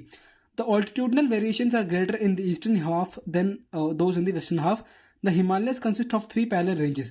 3 parallel ranges किया है। 3 पैरेलल रेंजेस मतलब पहली रेंज होती है आपकी हिमाद्री, पहली रेंज होती है आपकी हिमाद्री, ठीक है। दूसरी रेंज होती है आपकी हिमाचल, और तीसरी रेंज होती है आपकी outer Himalayas, which is your Shivalik. ये नोट कर लो, बोला तो समझ में नहीं आएगा लेकिन बोलते बोलते समझ लो। तो पहली रेंज बोलते हैं हिमाद्री, हिमाद्री को हम एक बोलते हैं एक और चीज़, great Himalayas. Great Himalayas is nothing but your Himadri. दूसरा आपका आता है कौन सा, लेसर हिमालयाज। जो ग्रेट हिमालयाज के नीचे आ जाएगा उसको बोलते हैं लेसर हिमालयाज। वो क्या चीज़ है आपकी, हिमाचल प्रदेश, हिमाचल बोल लो, ठीक है, उसको नॉर्मली हिमाचल बोलते हैं। और आउटर हिमालयाज यानी कि लेसर हिमालयाज के भी जो नीचे पड़ा उसको बोला हमने आउटर हिमालयाज। जैसे कि ये ग्रेटर हिमालयाज है, इसके नीचे हिमाचल पड़ेगा विच इज योर लेसर हिमालयाज, और फिर नीचे आपका आता है शिवालिक रेंज। तो ये आपका शिवालिक होते हैं जब सबसे नीचे पड़ते हैं, ठीक है जी। ये आपके आउटर हिमालयाज होते हैं, कौन से, शिवालिक, ठीक है जी। यहाँ पे देख, तो यहाँ पे क्या लिखा है, अ number of valleys lie between these ranges. Valley क्या होती है, वैली मैंने बताया था कि जब कोई भी चीज काट के निकलती है, जब कोई नदी आपके किसी पहाड़ को काट के निकलती है तो वो वैली बनाती जाती है। जैसे कि वैली आपकी होती है वी शेप की, कोई नदी यहाँ से आई, ये वी शेप की, लेकिन नदी का फोर्स बढ़ रहा है, नदी आई जा रही आई जा रही आई जा रही आई जा रही, इसमें लाखों सालों से नदी आ रही है, तो ये वैली ना ब्रॉड हो जाती है। ये वैली देख रहे हो, इसकी पहले देखो, पहले ये इतना खुला हुआ था लेकिन अभी इतना खुल गया है क्योंकि पानी का फ्लो बढ़ गया। धीरे धीरे धीरे धीरे ये वैली और वाइड हो जाएगी, फिर और वाइड और वाइड और वाइड हो जाएगी, तो इसको वैलीज बोलते हैं। और इन्हीं वैलीज में ना लोग सेटल हो जाते हैं, इन्हीं वैलीज में आसपास ये जो प्लेन, यहाँ से नदी आ रही है तो ये प्लेन एरिया होते हैं कोने में, यहाँ पे लोग सेटल हो जाते हैं इन्हीं वैलीज में, ठीक है ना। तो ये बोलते हैं, जैसे कि आपके अगर आप हिमालय में जाओगे तो वहाँ पे आपको ये चीज़ें देखने को मिल जाएंगी बहुत ज़्यादा। जैसे आप कभी देखते हैं होटल वोटल बने होते हैं आपके नदियों के पास, आपने कभी फोटो में इंस्टाग्राम पे देखा होगा कहीं ना कहीं, तो वो नदियों के पास होटल कैसे बन गए, वो यही बन गए क्योंकि नदी का फ्लो चल रहा है, लेकिन साथ में जो नदियाँ बहुत, जब पानी का बहाव बहुत तेज था, जब नदियों ने डिपॉजिट गिरा तो वहाँ पे वो कुछ ऐसे वो सेटलमेंट बन गई नेचुरली, जहाँ से लोग अपना ढाबा वाबा चला लेते हैं, लोगों को थोड़ा सा टूरिज्म दे देते हैं या बढ़िया वो कमा लेते हैं उस चीज़ों से, ठीक है ना। तो ये वो चीज़ें होती हैं, राइट। अब हम यहाँ देखते हैं, a number of valleys lie between these ranges, बहुत सारी वैली होती हैं। The northern most range is known as great Himalayas. हमने पढ़ा, ग्रेट हिमालयाज बोल लो, इनर हिमालयाज बोल लो, या हिमाद्री बोल लो, एक ही चीज़ है, एक ही चीज़ है। ग्रेट हिमालयाज बोल लो, Himadri, inner Himalayas, all of these are one thing. It is the most continuous range, सबसे ज़्यादा कॉन्टिन्यूस है, यानी कि यहाँ से शुरू हुई यहाँ तक जाए जा रही है, मोस्ट कॉन्टिन्यूस, कोई भी गैप नहीं है, कोई फटा नहीं है, पूरी कॉन्टिन्यूस रेंज है, बिल्कुल एकदम लगातार चल रही है, कोई उसमें वो नहीं है, गैप शैप नहीं है। Consisting of the loftiest peak, Himadri, great Himalayas है। ग्रेट का मतलब क्या है, ग्रेट, बहुत बहुत ही ग्रेट है। ग्रेट लोग कहाँ होते हैं, ऊपर होते हैं, तो ग्रेट लोग ऊपर है क्यों है, क्योंकि उनकी हाइट ऊपर है। तो सेम चीज़ है यहाँ पे है, ग्रेट हिमालयस क्यों, क्योंकि बहुत ग्रेट है, बहुत ऊपर है। लॉफ्टीएस्ट है, लॉफ्टीएस्ट मतलब बहुत ऊंची ऊंची पीके हैं। एवरेज हाइट कितनी है, 6000 मीटर, 6000 मीटर एवरेज हाइट, यानी कि इतनी हाइट तो मिल जाएगी, इससे ज़्यादा ऊपर भी मिल सकती है, इससे ज़्यादा नीचे भी मिल सकती है, लेकिन एवरेज जो ज़्यादातर जब देखने को मिलता है तो वो 6000 मीटर तो मिल ही जाएगी, 6000 मीटर तो मिल ही जाएगी, जिसको हम बोलते हैं अपना 6 किलोमीटर की height. It contains all the prominent Himalayan peaks, जितनी प्रोमिनेंट मतलब बहुत फेमस, जैसे कि आपका एवरेस्ट हो गया, कंचनजंगा हो गया, K2 हो गया, अन्नपूर्णा हो गया है, अनुपमा हो गया, नहीं सॉरी अन्नपूर्णा, तो वो जितनी भी लॉफ्टीएस्ट पीक्स है ना, वो सारी की सारी आपको हिमाद्री में मिल जाएंगे, विच इज योर ग्रेट हिमालयाज, ठीक है जी, डन। अब आगे देखते हैं क्या बोलता है। ठीक है जी। तो the folds of great Himalayas, जो ग्रेट हिमालयस के फोल्ड्स हैं, जो टकराई, तो ग्रेट हिमालयस के फोल्ड भी बने कुछ, ठीक है ना, ग्रेट हिमालयस के कुछ फोल्ड बने। हिमालयस और असिमेट्रिकल नेचर। सिमेट्री क्या होती है? सिमेट्री आपकी होती है, देखो ऐसे आपकी सिमेट्री बनी हुई है, आपकी सिमेट्री एकदम ढंग की लाइन चल रही है। लेकिन असिमेट्री क्या होती है? ये चीज़, ये आपकी असिमेट्री है, यानी कि ऐसे ऐसे ऐसे ऐसे ऐसे असिमेट्री बनी हुई है, असिमेट्री यानी कि वो एक लाइन में नहीं है, असिमेट्रिकल नेचर है। तो हिमालय सबके ऐसे बने हुए हैं, असिमेट्रिक। कोई पहाड़ी बहुत ऊपर है, कोई पहाड़ी बहुत नीचे है, कोई तो बहुत ऊपर है, कोई बहुत नीचे, कोई बहुत नीचे, तो कोई बहुत ऊपर है। तो ये आपकी असिमेट्रिक नेचर है। The core of this part of Himalaya compose of granite. Core यानी कि ज्यादातर जो आपकी हिमालयस है ना, ज्यादातर ये आपके ग्रेनाइट मटेरियल के होते हैं। कौन से मटेरियल के होते हैं? ग्रेनाइट। मिनरल कौन सा? ग्रेनाइट। ग्रेनाइट आपको मिलेगा ज्यादातर यहाँ पे कोर ऑफ द नेचर, यानी कि कोर जो ज्यादा पार्ट है यहाँ पे पत्थरों का होता है वो ग्रेनाइट नेचर के होते हैं, पत्थर आपके ग्रेनाइट वाले होते हैं। स्नो बाउंड, स्नो भी पड़ी रहती है, बर्फ से ढके होते हैं। And number of glacier descended from this range, यानी कि यहाँ पे बहुत से बर्फ बहुत ज्यादा है। तो यहाँ पे ग्लेशियर, ग्लेशियर क्या होता है? बर्फ का पहाड़ पूरा। तो ग्लेशियर, यहाँ से बहुत ज्यादा ग्लेशियर आपके होते हैं जहाँ से आपकी नदियां निकलती है, जैसे कि आपका इंदस नदी, और जैसे कि आपका गंगा। तो ये जो नदियां हैं ना, ये निकलती हैं जहाँ से, वो किसी ग्लेशियर से निकलती हैं। और उन ग्लेशियर के नाम भी होते हैं, जैसे कि आपका अगर घाघरा की बात करूँ, घाघरा नदी की, तो वो मापचा चुंगो ग्लेशियर से निकलती है। अगर मैं इंदस की बात करूँ तो वो भौकाड़ चू से निकलती है, ठीक है ना, चू चू भौकाड़ चू, ठीक है ना। तो हुआ यही कि यहाँ पे ग्लेशियर होते हैं जहाँ से नदियाँ निकलती हैं आपकी बहुत सारी, तो इसलिए इनको ग्लेशियर बोल देते हैं, और ये बहुत इंपॉर्टेंस भी होती है। The range line to the south of the Himadri, यानी कि हिमाद्री सबसे ऊपर है, सबसे ऊपर आपकी हिमाद्री है। हिमाद्री के नीचे जो पहाड़ियाँ आती हैं उनको हम क्या बोलते हैं? Most rugged mountains. The range line to the south of Himadri form the most rugged, यानी कि बहुत घिसी पिटी होती हैं, and is known as Himachal. हाँ, लेसर हिमालयस बोलते हैं उन्हें। The ranges are mainly composed of highly compressed, बहुत ही कंप्रेस्ड होती हैं, एंड ऑल्टेड रॉक्स होती हैं। हाईली कंप्रेस्ड मतलब कि बहुत दबी सी होती है, कंप्रेस्ड होती है, एंड ऑल्टेड रॉक्स होती हैं।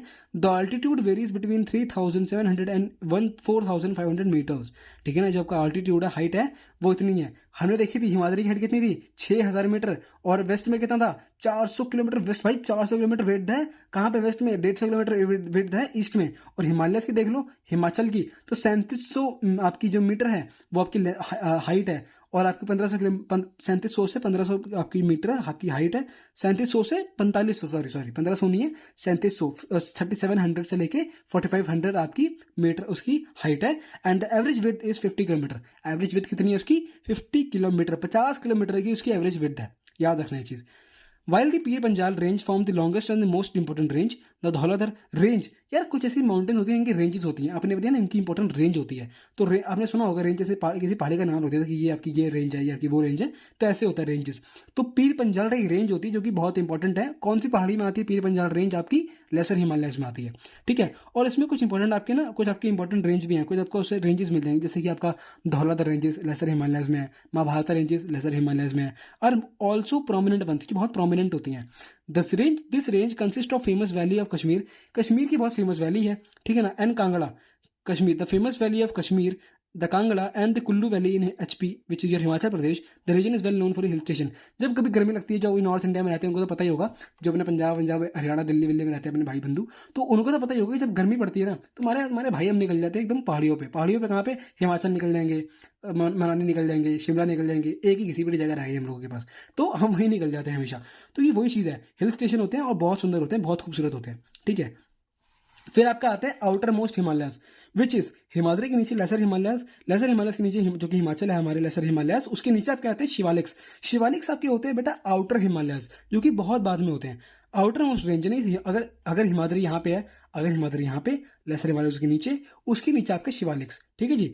तो शिवालिक्स क्या होते हैं आपके? The extended over a width 10 से 50 किलोमीटर। हमने देखा था 10 से 50 किलोमीटर की इनकी ऑल्टीट्यूड होती है। भाई अगर मैं हिमाद्री की बात करूँ तो 6 किलोमीटर, यानी कि 6000 मीटर। इसकी बात करूँ लेसर हिमालयस की तो 3700 से लेकर 4500 मीटर। और इसकी बात करूँ तो ये तो कितना कम हो गया? 10 से 50 किलोमीटर, बस 10 से 50 किलोमीटर आपका सिर्फ इतना ही है और कुछ नहीं है। And have an altitude of lying between, आपका जो है आपका 900 से 1000 मीटर, ठीक है, 900 से 1100 मीटर आपकी जो है extended over a width, sorry इनकी विड्थ इतनी है, इनकी 10 से 50 किलोमीटर विड्थ है। विड्थ मतलब मोटापा, इनकी मतलब फैलावट इतनी। और लेंथ अगर पूछूं, अगर हाइट में पूछूं तो हाइट कितनी है इनकी? 1100 मीटर। इनकी हाइट कितनी है? 900 से लेकर 1100 मीटर, यानी 1 किलोमीटर के आसपास। सॉरी मैं कंफ्यूज हो गया था। This ranges are compose to unconsolidated sediments. Unconsolidated मतलब कि सेडिमेंट्स बिखरे पड़े हैं, ऐवे ही पड़े हैं, अनकॉन्सोलिडेटेड, कोई ऐसा मतलब होते हैं ना पार्टिकल्स होते हैं बिखरे बिखरे से बड़े बड़े से पार्टिकल्स हैं शिवालिक्स के, तो ये कम अनकॉन्सोलिडेटेड सेडिमेंट्स होते हैं जो कि हवा इनको इरोड कर देती है, तोड़ फोड़ देती है, अनकॉन्सोलिडेटेड सेडिमेंट है, वैसे ही पढ़े में। ब्रॉट डाउन बाय रिवर्स, नदियां जो है वो अनकॉन्सोलिडेटेड सेडिमेंट अपने साथ नीचे लेके आती हैं from the main Himalayan ranges located farther north, जो नॉर्थ में हमारी हिमालयंस है उनसे नदियां सेडिमेंट लेके आती हैं नीचे की तरफ, और वो आपके एलुवियल डिपॉजिट बना देती है। These valleys are covered with thick gravel and alluvium. भाई एलुवियम क्या होता है? एलुवियम क्या होता है? एलुवियम आपका वही चीज़ होती है जो आपका सॉइल वॉल होती है पूरी, एलुवियम सॉइल, ठीक है ना, इसको एलुवियम बोलते हैं, जो नदियां ऊपर से डिपॉजिट लेके आई। Longitudinal valley lying between lesser Himalayas and Shivaliks are known as Duns. Longitudinal valley, ठीक है ना, कुछ ऐसी वैलीज होती हैं जो मैंने बताया था आपकी वैलीज होती हैं, कुछ ऐसी वैसी वैली होती हैं जो आपके लेसर हिमालयस और आपके किन के बीच में, आपके शिवालिक्स के बीच में, आउटर हिमालयस और लेसर हिमालयस के बीच, क्योंकि नीचे आ जाते हैं ना बहुत ज़्यादा, जहाँ पे ज़्यादा ठंड नहीं होती।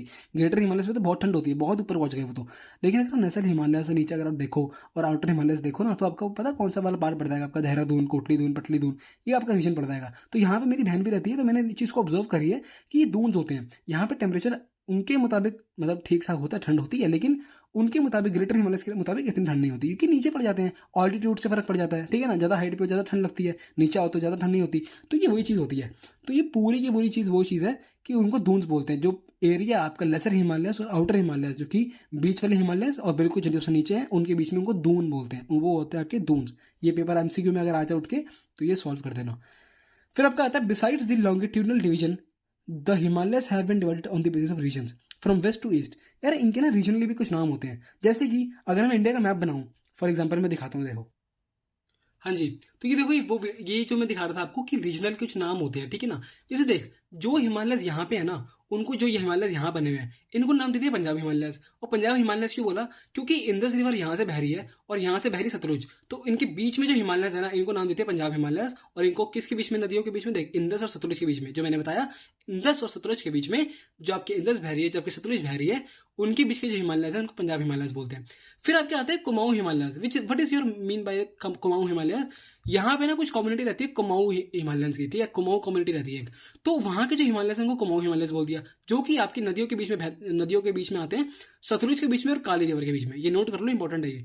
सतलुज के बीच में, काली रिवर के बीच में जो आपके हिमालयस आते हैं, इनको हम बोलते हैं आपके कुमाऊं हिमालयस। फिर आपके आते हैं नेपाल हिमालयस, जो कि नेपाल है यहाँ पे, तो नेपाल के नाम पे नाम दे दिया। तो काली रिवर और कोसी रिवर, काली और कोसी, काली कोसी, इनके बीच में जो रिवर आती है इसको बोलते हैं नेपाल हिमालयस। क्या बोला इनको? नेपाल हिमालयस।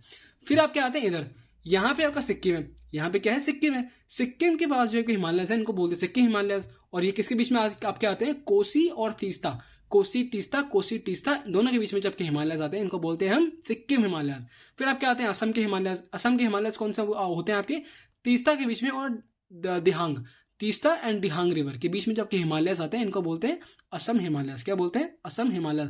तो ये रीजनल वाइज नाम दे दिए हैं कि यहाँ पे पंजाबी कम्युनिटी रहती है तो पंजाबी हिमालयस दे दो, यहाँ कुमाऊं कम्युनिटी रहती है कुमाऊं दे दो, या नेपाल है तो नेपाल दे दो, सिक्किम यहाँ पे आएगा तो यहाँ सिक्किम दे दो। तो यहाँ पे रीजनल, यहाँ के जो हिमालयस होंगे इनको नेपाल हिमालयस बोल दिया, यहाँ के जो पंजाब है इनको पंजाब हिमालयस बोल दिया, यहाँ के असम हिमालय से तो इनको असम, क्योंकि देखिए तो पहाड़ियाँ तो चलती आ रही है ना, पहाड़ियाँ चल रही हैं, तो पहाड़ियाँ के हिसाब से दे दिया कि यहाँ पे नेपाल की पहाड़ी है तो नेपाल हिमालयस बोल दिया।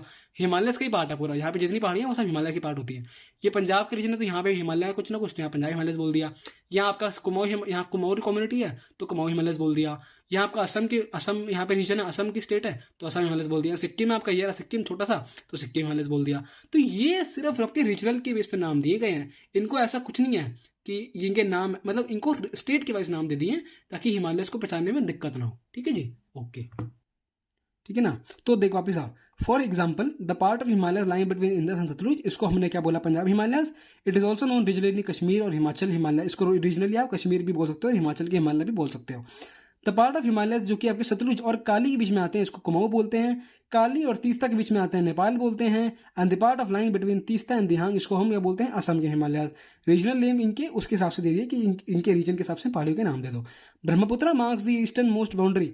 ब्रह्मपुत्र रिवर मैंने दिखाई थी, कहाँ है ब्रह्मपुत्र रिवर? ये देख, ये रही ब्रह्मपुत्र रिवर, ये आपकी ब्रह्मपुत्र रिवर। तो ये ईस्टर्न मोस्ट, देख कितना ईस्ट में आ रही है भाई, इंडिया का मैप पूरा ये रहा, इंडिया का मैप पूरा ये रहा, और ईस्टर्न मोस्ट है कितनी कितनी ईस्ट में आ रही है, तो इसलिए इसको ईस्टर्न मोस्ट बोल दिया, ठीक है ना। तो ईस्टर्न मोस्ट आपकी जो ब्रह्मपुत्र है, Brahmaputra marks the eastern most boundary of the Himalaya. Himalaya से सबसे ईस्ट में आपके आती है कौन सी, Brahmaputra river. Beyond the Dihang, Dihang river के बियॉन्ड यानी कि उसके आगे जॉर्ज बनाती है। जॉर्ज क्या होता है, दो पहाड़ियों के बीच में ना जब एक नदी गुजरती है, इसको हम बोलते हैं जॉर्ज। दो बड़ी बड़ी पहाड़ियां हैं, इनके बीच में जब नदी इनको काटते हुए निकलती है पहाड़ियों को, तो इसको जॉर्ज बोलते थे, ठीक है ना। तो ये वही चीज बता रहा है कि beyond the Dihang gorge Himalayas bend sharply to the south and spread along the eastern boundary of the India. बेटा नामचा बरवा, नामचा बरवा नाम की एक जगह है, यहाँ पे ना नदी आती है ब्रह्मपुत्र, नामचा बरवा से टर्न लेती है साउथवर्ड। नामचा बरवा यहाँ पे आपका पड़ता है, इसे साउथवर्ड टर्न लेती है और ये बांग्लादेश के थ्रू यहाँ पे बे ऑफ बंगाल में ड्रेन करती है। ड्रेन मतलब अपना पानी छोड़ देती है। तो ये ब्रह्मपुत्र के बता रहा है पूरा का पूरा उसका हिस्सा। They are known as Purvanchal Himalayas. Purvanchal Himalayas क्या होते हैं बेटा, ईस्ट हिमालयस को ही पूर्वांचल हिमालयस बोलते हैं। जो हिमालयस आपके यहाँ पे है ना, इनको हम पूर्वांचल हिमालयस बोलते हैं। क्या बोलते हैं, पूर्वांचल हिमालयस। सिंपल सी चीज है, कुछ नहीं है। Himalayas in the east known as Purvanchal Himalayas, nothing उसमें कुछ ऐसा समझने वाला है, ठीक है जी, सिर्फ नाम दे दिया।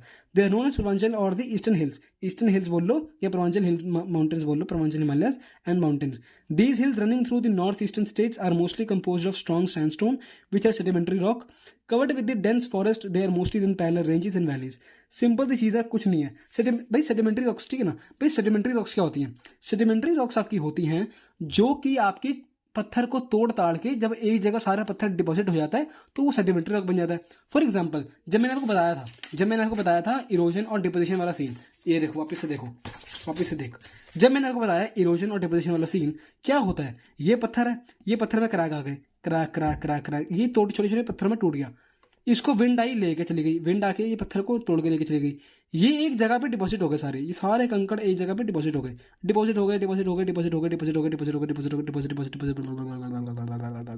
हो गए डिपॉजिट, ये बन गया पूरा एक मोटा पत्थर। तो ये होते हैं आपके सेडिमेंट्स के स्टोन, ठीक है ना। तो ये कहाँ मिलेंगे आपको, ये जब सारे छोटे छोटे पत्थर आपके एक बड़ा पत्थर बना ले मिलके, इसको हम बोलते हैं सेडिमेंट के स्टोन, ठीक है ना। इसको बोलते हैं सेडिमेंट्री रॉक। क्या बोलते हैं, सेडिमेंट्री रॉक। रॉक मतलब पता है, सेडिमेंट मतलब छोटे छोटे पार्टिकल्स को मिला के वो पूरी की पूरी आपकी सेडिमेंट्री रॉक बनी है, ठीक है जी, डन। तो beyond the Dihang gorge Himalayas bend sharply to the south and spread along the eastern boundary of India. They are known as Purvanchal. ये हम डिस्कस कर चुके हैं, नॉर्थ ईस्टर्न स्टेट में सब चीज देख चुके हैं। सेडिमेंट्री रॉक क्या होती है पता कर चुके हैं। कवर्ड विद डेंस फॉरेस्ट बहुत ज्यादा क्या है, डेंस फॉरेस्ट है, ठीक है ना। और mostly run as parallel ranges and valleys, parallel, ठीक है ना, पैरेलल ट्रैवल कर रहे हैं।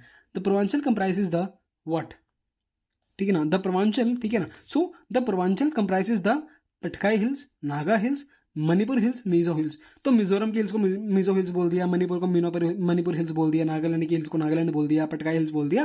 तो ये सारी चीजें आपकी ईस्ट में आती है, इनको ये पूर्वांचल हिल्स के पार्ट है, ठीक है ना, ये पूर्वांचल हिल्स के पार्ट है, राइट। फिर आपके आता है अगला topic which is your northern plain, ठीक है जी, डन। Welcome back. अब आता है नॉर्थर्न प्लेन पे। नॉर्थर्न प्लेन क्या बोलते हैं, northern plains have been formed by the interplay of the three major river system namely Indus, Ganga and the Brahmaputra. भाई नॉर्थर्न प्लेन का कौन सा रीजन होता है ये पहले समझ लो।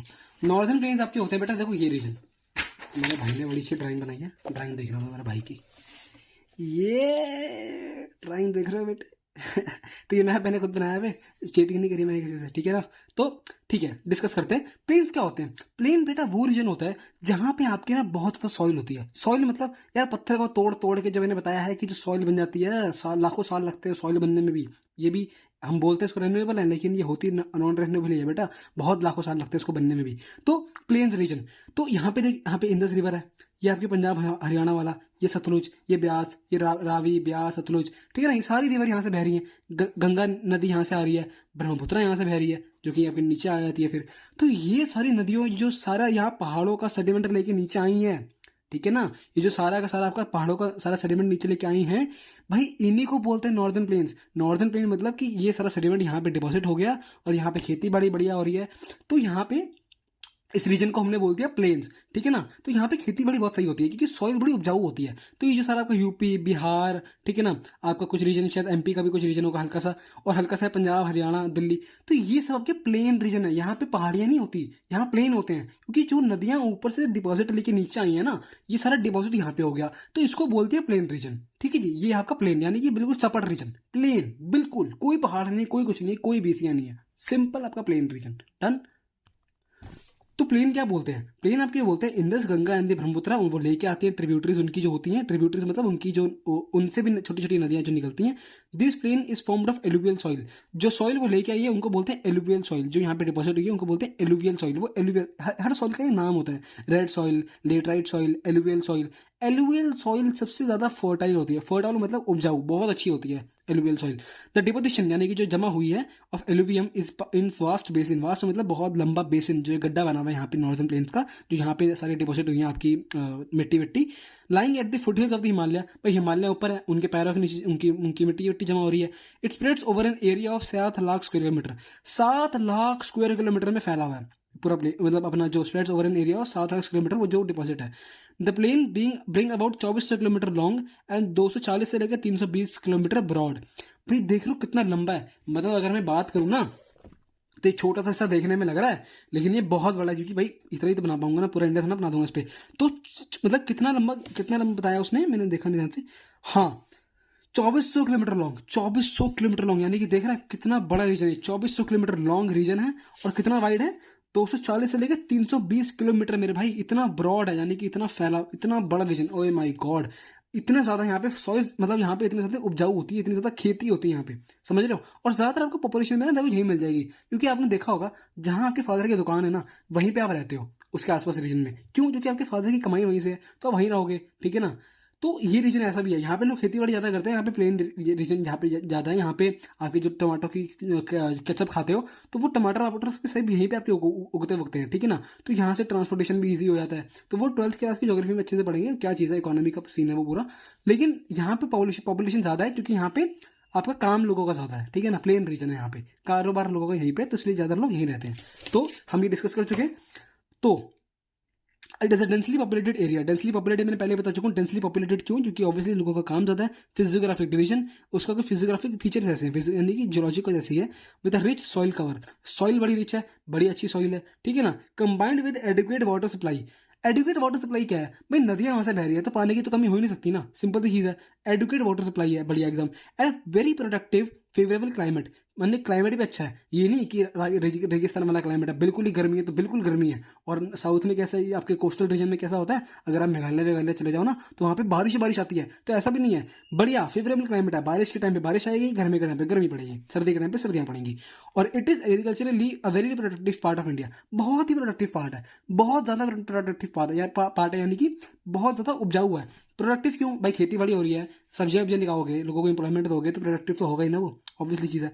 Reverse coming from northern mountains are involved in depositional work, यानी कि जो रिवर्स ऊपर से आ रही है वो डिपॉजिट कर देती है, वो सारा माल जो ऊपर से लेके आई है लोअर कोर्स में, यानी कि नीचे अपने, ठीक है ना, मतलब पहाड़ियों के नीचे। Due to gentle slope, slope यहाँ पे जेंटल हो जाता है, पहाड़ियों पे तो देखो स्टीप स्लोप, स्टीप मतलब एकदम स्टीप ऐसे वाला स्लोप, और जेंटल मतलब ऐसा स्लोप, तो ये जेंटल स्लोप और स्टीप स्लोप होते हैं।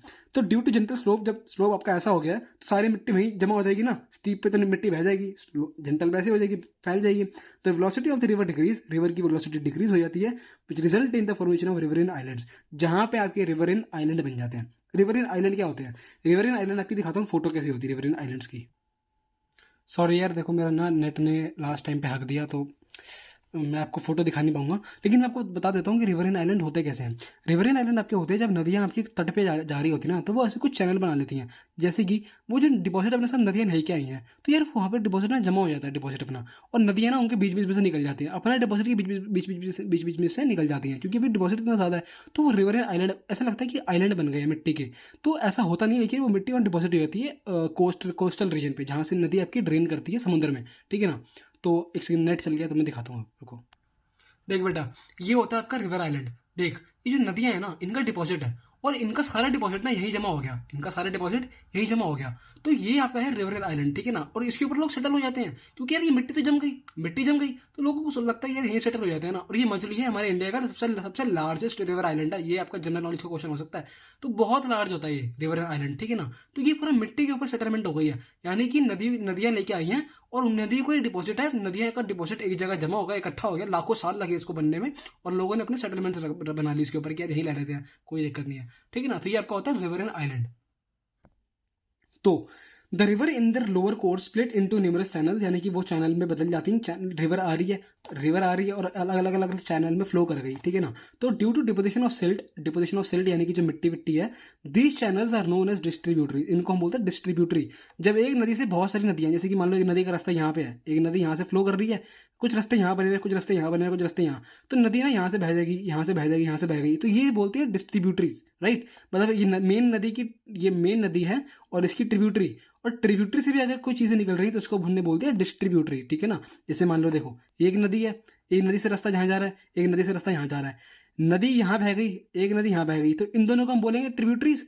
लेकिन अगर इनसे भी रास्ता कोई निकल गया तो इसको हमने बोल दिया डिस्ट्रीब्यूटरी, समझे। ये आपका डिस्ट्रीब्यूटरी का सीन होता है। Northern plain is broadly divided into 3 sections, 3 section में नॉर्दर्न प्लेन डिवाइड है। Western part of the northern plain is refers to Punjab plains, ठीक है। अगर आप इंडिया का मैप दिखाऊंगा अभी, तो पंजाब प्लेन्स आपके ऊपर नॉर्थ वेस्ट में है, formed by the Indus and tributaries. आपकी इंदस की ट्रिब्यूटरी कौन कौन सी होती है आपकी, झेलम चनाब रावी ब्यास सतलुज, ये आपकी इंदस की ट्रिब्यूटरीज है, ठीक है जी। The largest part of this plain lies in Pakistan, Pakistan में ज्यादा पार्ट लाई करता है, हमारे इंदस नदी का जो ज्यादा पार्ट है ना वो पाकिस्तान में लाई करता है। The Indus and this tributary the Jhelum Chenab Ravi Beas Satluj originate in the Himalayas, ये हिमालय में ओरिजिनेट हुई। This section of the plain is dominated by doabs, ये सेक्शन है ना इनको बोलते हैं दोआब। दोआब होता क्या है, मेड अप ऑफ 2 वर्ड, दो और टू, यानी दो का मतलब दो, टू एंड अब मतलब वाटर। सिमिलरली पंजाब क्या है, पंजाब यानी कि 5 नदियों के संगम से पंजाब बना है, तो ऐसे दोआब, इस रीजन को हम क्या बोलते हैं, दोआब, ठीक है ना। This section of this type of plain, इस प्लेन को हम क्या बोलते हैं, दोआब, यानी कि 2 नदियों के संगम से बना, दोआब। जैसे कि अगर मैं तुम्हें दिखाऊं पंजाब प्लेन्स, तो ये तुम्हारा प्लेन रीजन है, यहाँ पे तुम्हारा पंजाब वाला रीजन है, तो ये पंजाब प्लेन वाला रीजन है। और यहाँ से आपकी इंदस बहती है, इंदस मतलब इंदस का पार्ट यहाँ से, ये पाकिस्तान हो गया ना आपका, इंदस यहाँ से बहती है आपके, ये आपका झेलम चनाब रावी ब्यास सतलुज, ठीक है। तो यहाँ पे दिख रहा है ना पंजाब यहाँ पे है, तो ज्यादातर पंजाब प्लेन्स का पार्ट किससे बना होगा, इंदस की ट्रिब्यूटरी से बना होगा। तो ये वो कहने का मतलब कह रहा है कि जो ट्रिब्यूटरीज होती है ज्यादातर मिट्टी विट्टी नीचे लेके आती है, प्लेन्स को यही डेवलप कर देती है। तो the Ganga plain extends between Ghaghar and Teesta river, जो गंगा प्लेन है extend between Ghaghar and Teesta river, it is spread over the states of north India, Haryana, Delhi. Ganga की जो प्लेन है extends between Ghaghar and Teesta river, Ganga की जो प्लेन रीजन है वो घाघर रिवर और तीस्ता रिवर के बीच में स्प्रेड ओवर द स्टेट रखी हुई है कि किससे घाघर के जो प्लेन, गंगा के जो प्लेन है वो मैच मतलब लाई करते हैं north India, Haryana, Delhi, UP, Bihar, partially थोड़ा झारखंड, थोड़ा सा वेस्ट बंगाल टू इस ईस्ट, क्योंकि ईस्ट में आते हैं झारखंड और west Bengal. Northern plains are generally described as flat land, ये पहले बता चुका हूँ, फ्लैट लैंड होते हैं विद नो वेरिएशन, क्योंकि पहाड़ वहाड़ तो निकले नहीं होते इनसे। In its relief, it is not true. These vast plains have also diverse relief features. कुछ फीचर्स होते हैं। According to the variations in the relief features, northern plains can be divided into 4 regions. 4 reason में divide होते हैं। The rivers, after descending from the mountains, deposit pebbles in a narrow belt around 8 से 16 kilometre in width, lying parallel to the slopes of the Shivaliks. It is known as Bhabar. All these streams disappear in the Bhabar belt. South of this belt, streams and rivers re-emerge and create a wet, swampy, marshy region known as Terai. This was thicker forested region full of wildlife. Forests have been cleared, create agricultural land, settle the migrants from Pakistan after partition, locate Dodwa National, ठीक है। और बाकी आगे लिखे बकवास। Largest part of the northern plains is formed of older alluvium, they lie above the flood plains of the rivers and present a terrace like feature, this part is known as bhangar. पूरी theory समझाता हूँ क्या मतलब है इसका। तो जो हमने पढ़ा था ना यार, भाबर बेल्ट, तराई, अपना खादर, अपना भांगर, ठीक है, वो सारी चीजें हम यहाँ डिस्कस करते हैं। देखो यार, ये आपका पहाड़, ये क्या है आपका पहाड़, ये सारे पहाड़ निकले हुए आपके, यहाँ से आपकी आती है नदियाँ जो आपके नीचे आती है ना, तो यहाँ पे आपके मोटे मोटे पत्थर बड़े होते हैं, क्या होते हैं, मोटे मोटे पत्थर, ठीक है ना। ये आपके होते हैं आपके भावर, इनको हम बोलते हैं भाबर बेल्ट। क्या बोलते हैं इनको हम, भाबर बेल्ट। बेल्ट मतलब कि ये पूरा रीजन इनका ही होता है, और ये आपका 8 से 16 किलोमीटर मोटा होता है। 8 से लेके 16 किलोमीटर तक आपकी यही मिलेंगे आपको, कौन से, भाबर बेल्ट। और ये बिल्कुल चट्टानों के नीचे पड़ते हैं, क्योंकि जितने मोटे मोटे पत्थर होते हैं ना वो सारे यहीं स्टेबल हो जाते हैं, वो आगे नहीं जा पाते, क्योंकि वेट हैवी होता है, तो वो यहीं पे गिर के पड़ जाते हैं। और यहाँ पे जो नदियाँ होती है ना वो दिखती नहीं है, पेरिफेरल, यानी कि जब वो नीचे आती है ना तो ये मोटे मोटे पत्थरों के नीचे नदियाँ छुप सी जाती हैं, वो फिर ऐसे इनके नीचे से निकल के, इनके नीचे से निकल के आगे पहुंचती है। जो बची हुई मिट्टी उनके साथ थी वो यहाँ डिपॉजिट हो जाती है। इसको बोलते हैं तराई रीजन। क्या बोलते हैं, तराई। ये आपका बहुत ज्यादा फर्टाइल रीजन होता है, क्योंकि यहाँ पे आपके स्वाम्पी और रीजन, स्वाम्पी मार्शी रीजन, स्वाम्पी रीजन, ऐसे समझ लो कि चिकनी मिट्टी वाला रीजन जो होता है ना, हल्का सा गीली मिट्टी से होती है, बढ़िया से एकदम उपजाऊ सा होता है वैसा, और इसको बोलते हैं तराई। भाबर के बाद आपका आता है तराई, तो याद रख लो भाबर तराई, ठीक है ना। और फिर आपका आता है कौन सा, आपका भंगार और आपका खादर। भाबर, तराई, भंगार और खादर। याद रखना, भंगार सबसे मतलब भंगार सबसे ओल्ड एलुवियम होता है। भंगार क्या होता है आपका? Old alluvium. ये आपका स्वाम्पी रीजन है और रीजन मार्शी, ठीक है ना। ये आपके सारे सॉइल्स हैं जो आपके पहाड़ों से नीचे आई हैं, बड़े बड़े पत्थर यहाँ डिपोजिट हो गए, नदियाँ छुपसी गई, ये सारा यहाँ डिपोजिट हो गया। और थिकली फॉरेस्टेड वाइल्ड लाइफ होता है। थिकली फॉरेस्टेड यानी कि यहाँ पे फॉरेस्ट रीजन बहुत ज्यादा होता है। थिकली फॉरेस्ट, फॉरेस्ट मतलब बहुत ज्यादा जंगल ही जंगल है, थिकली फॉरेस्टेड है। फिर आपका आता है भंगार। जो पत्थर बकवास है, जो ओल्डर एलुवियम है, यानी कि जो पत्थर पहले से पड़े हुए थे। नदियाँ यार देखो लाखों सालों से फ्लो कर रही हैं, हजारों सालों से फ्लो कर रही हैं, तो सारा सारा माल तो यहाँ डिपोजिट हो रहा है। लेकिन कुछ नया माल, आप कहीं बारिश, हर साल नई बारिश आती है, तो यहाँ पे जो अब वापस से जो आएगा वो यहाँ डिपॉजिट नहीं होता, वो आगे डिपॉजिट होता है। यहाँ पे जो डिपॉजिट हो गया। अब जो नया एलुवियम आया वो यहाँ डिपॉजिट हो गया, तो न्यू एलुवियम, इसको बोलते हैं न्यू एलुवियम, की यंगर डिपॉजिट होता है, ये ज़्यादा फर्टाइल होता है, ये भी फर्टाइल होता है, ठीक है ना। और ये आपका होता है ओल्ड एलुवियम। और ये आपके कंकड़ होते हैं, छोटे छोटे कंकड़ होते हैं जो आपके पानी ऊपर नहीं छोड़ देता है, नीचे यहाँ पे डिपॉजिट कर देता है, छोटे छोटे व्हाइट पेबल्स होते हैं। और इनको बोलते हैं कैल्शियम डिपॉजिट, यानी कैलकरस होते हैं, कैल्शियम के होते हैं, ठीक है ना, याद रखना एक चीज़। तो ओल्ड एलुवियम बोलते हैं भांगर को। भांगर क्या है? ओल्ड है, भंगार है, ओल्ड है। फिर आपका खादर जो कि न्यू है, नया माल आया है अभी ऊपर से, यंग डिपॉजिट, ठीक है। तो ये पूरा आपका पूरा का पूरा आपका भाबर भंगार जो भी आपका था वो मैंने आपको एक्सप्लेन कर दिया है।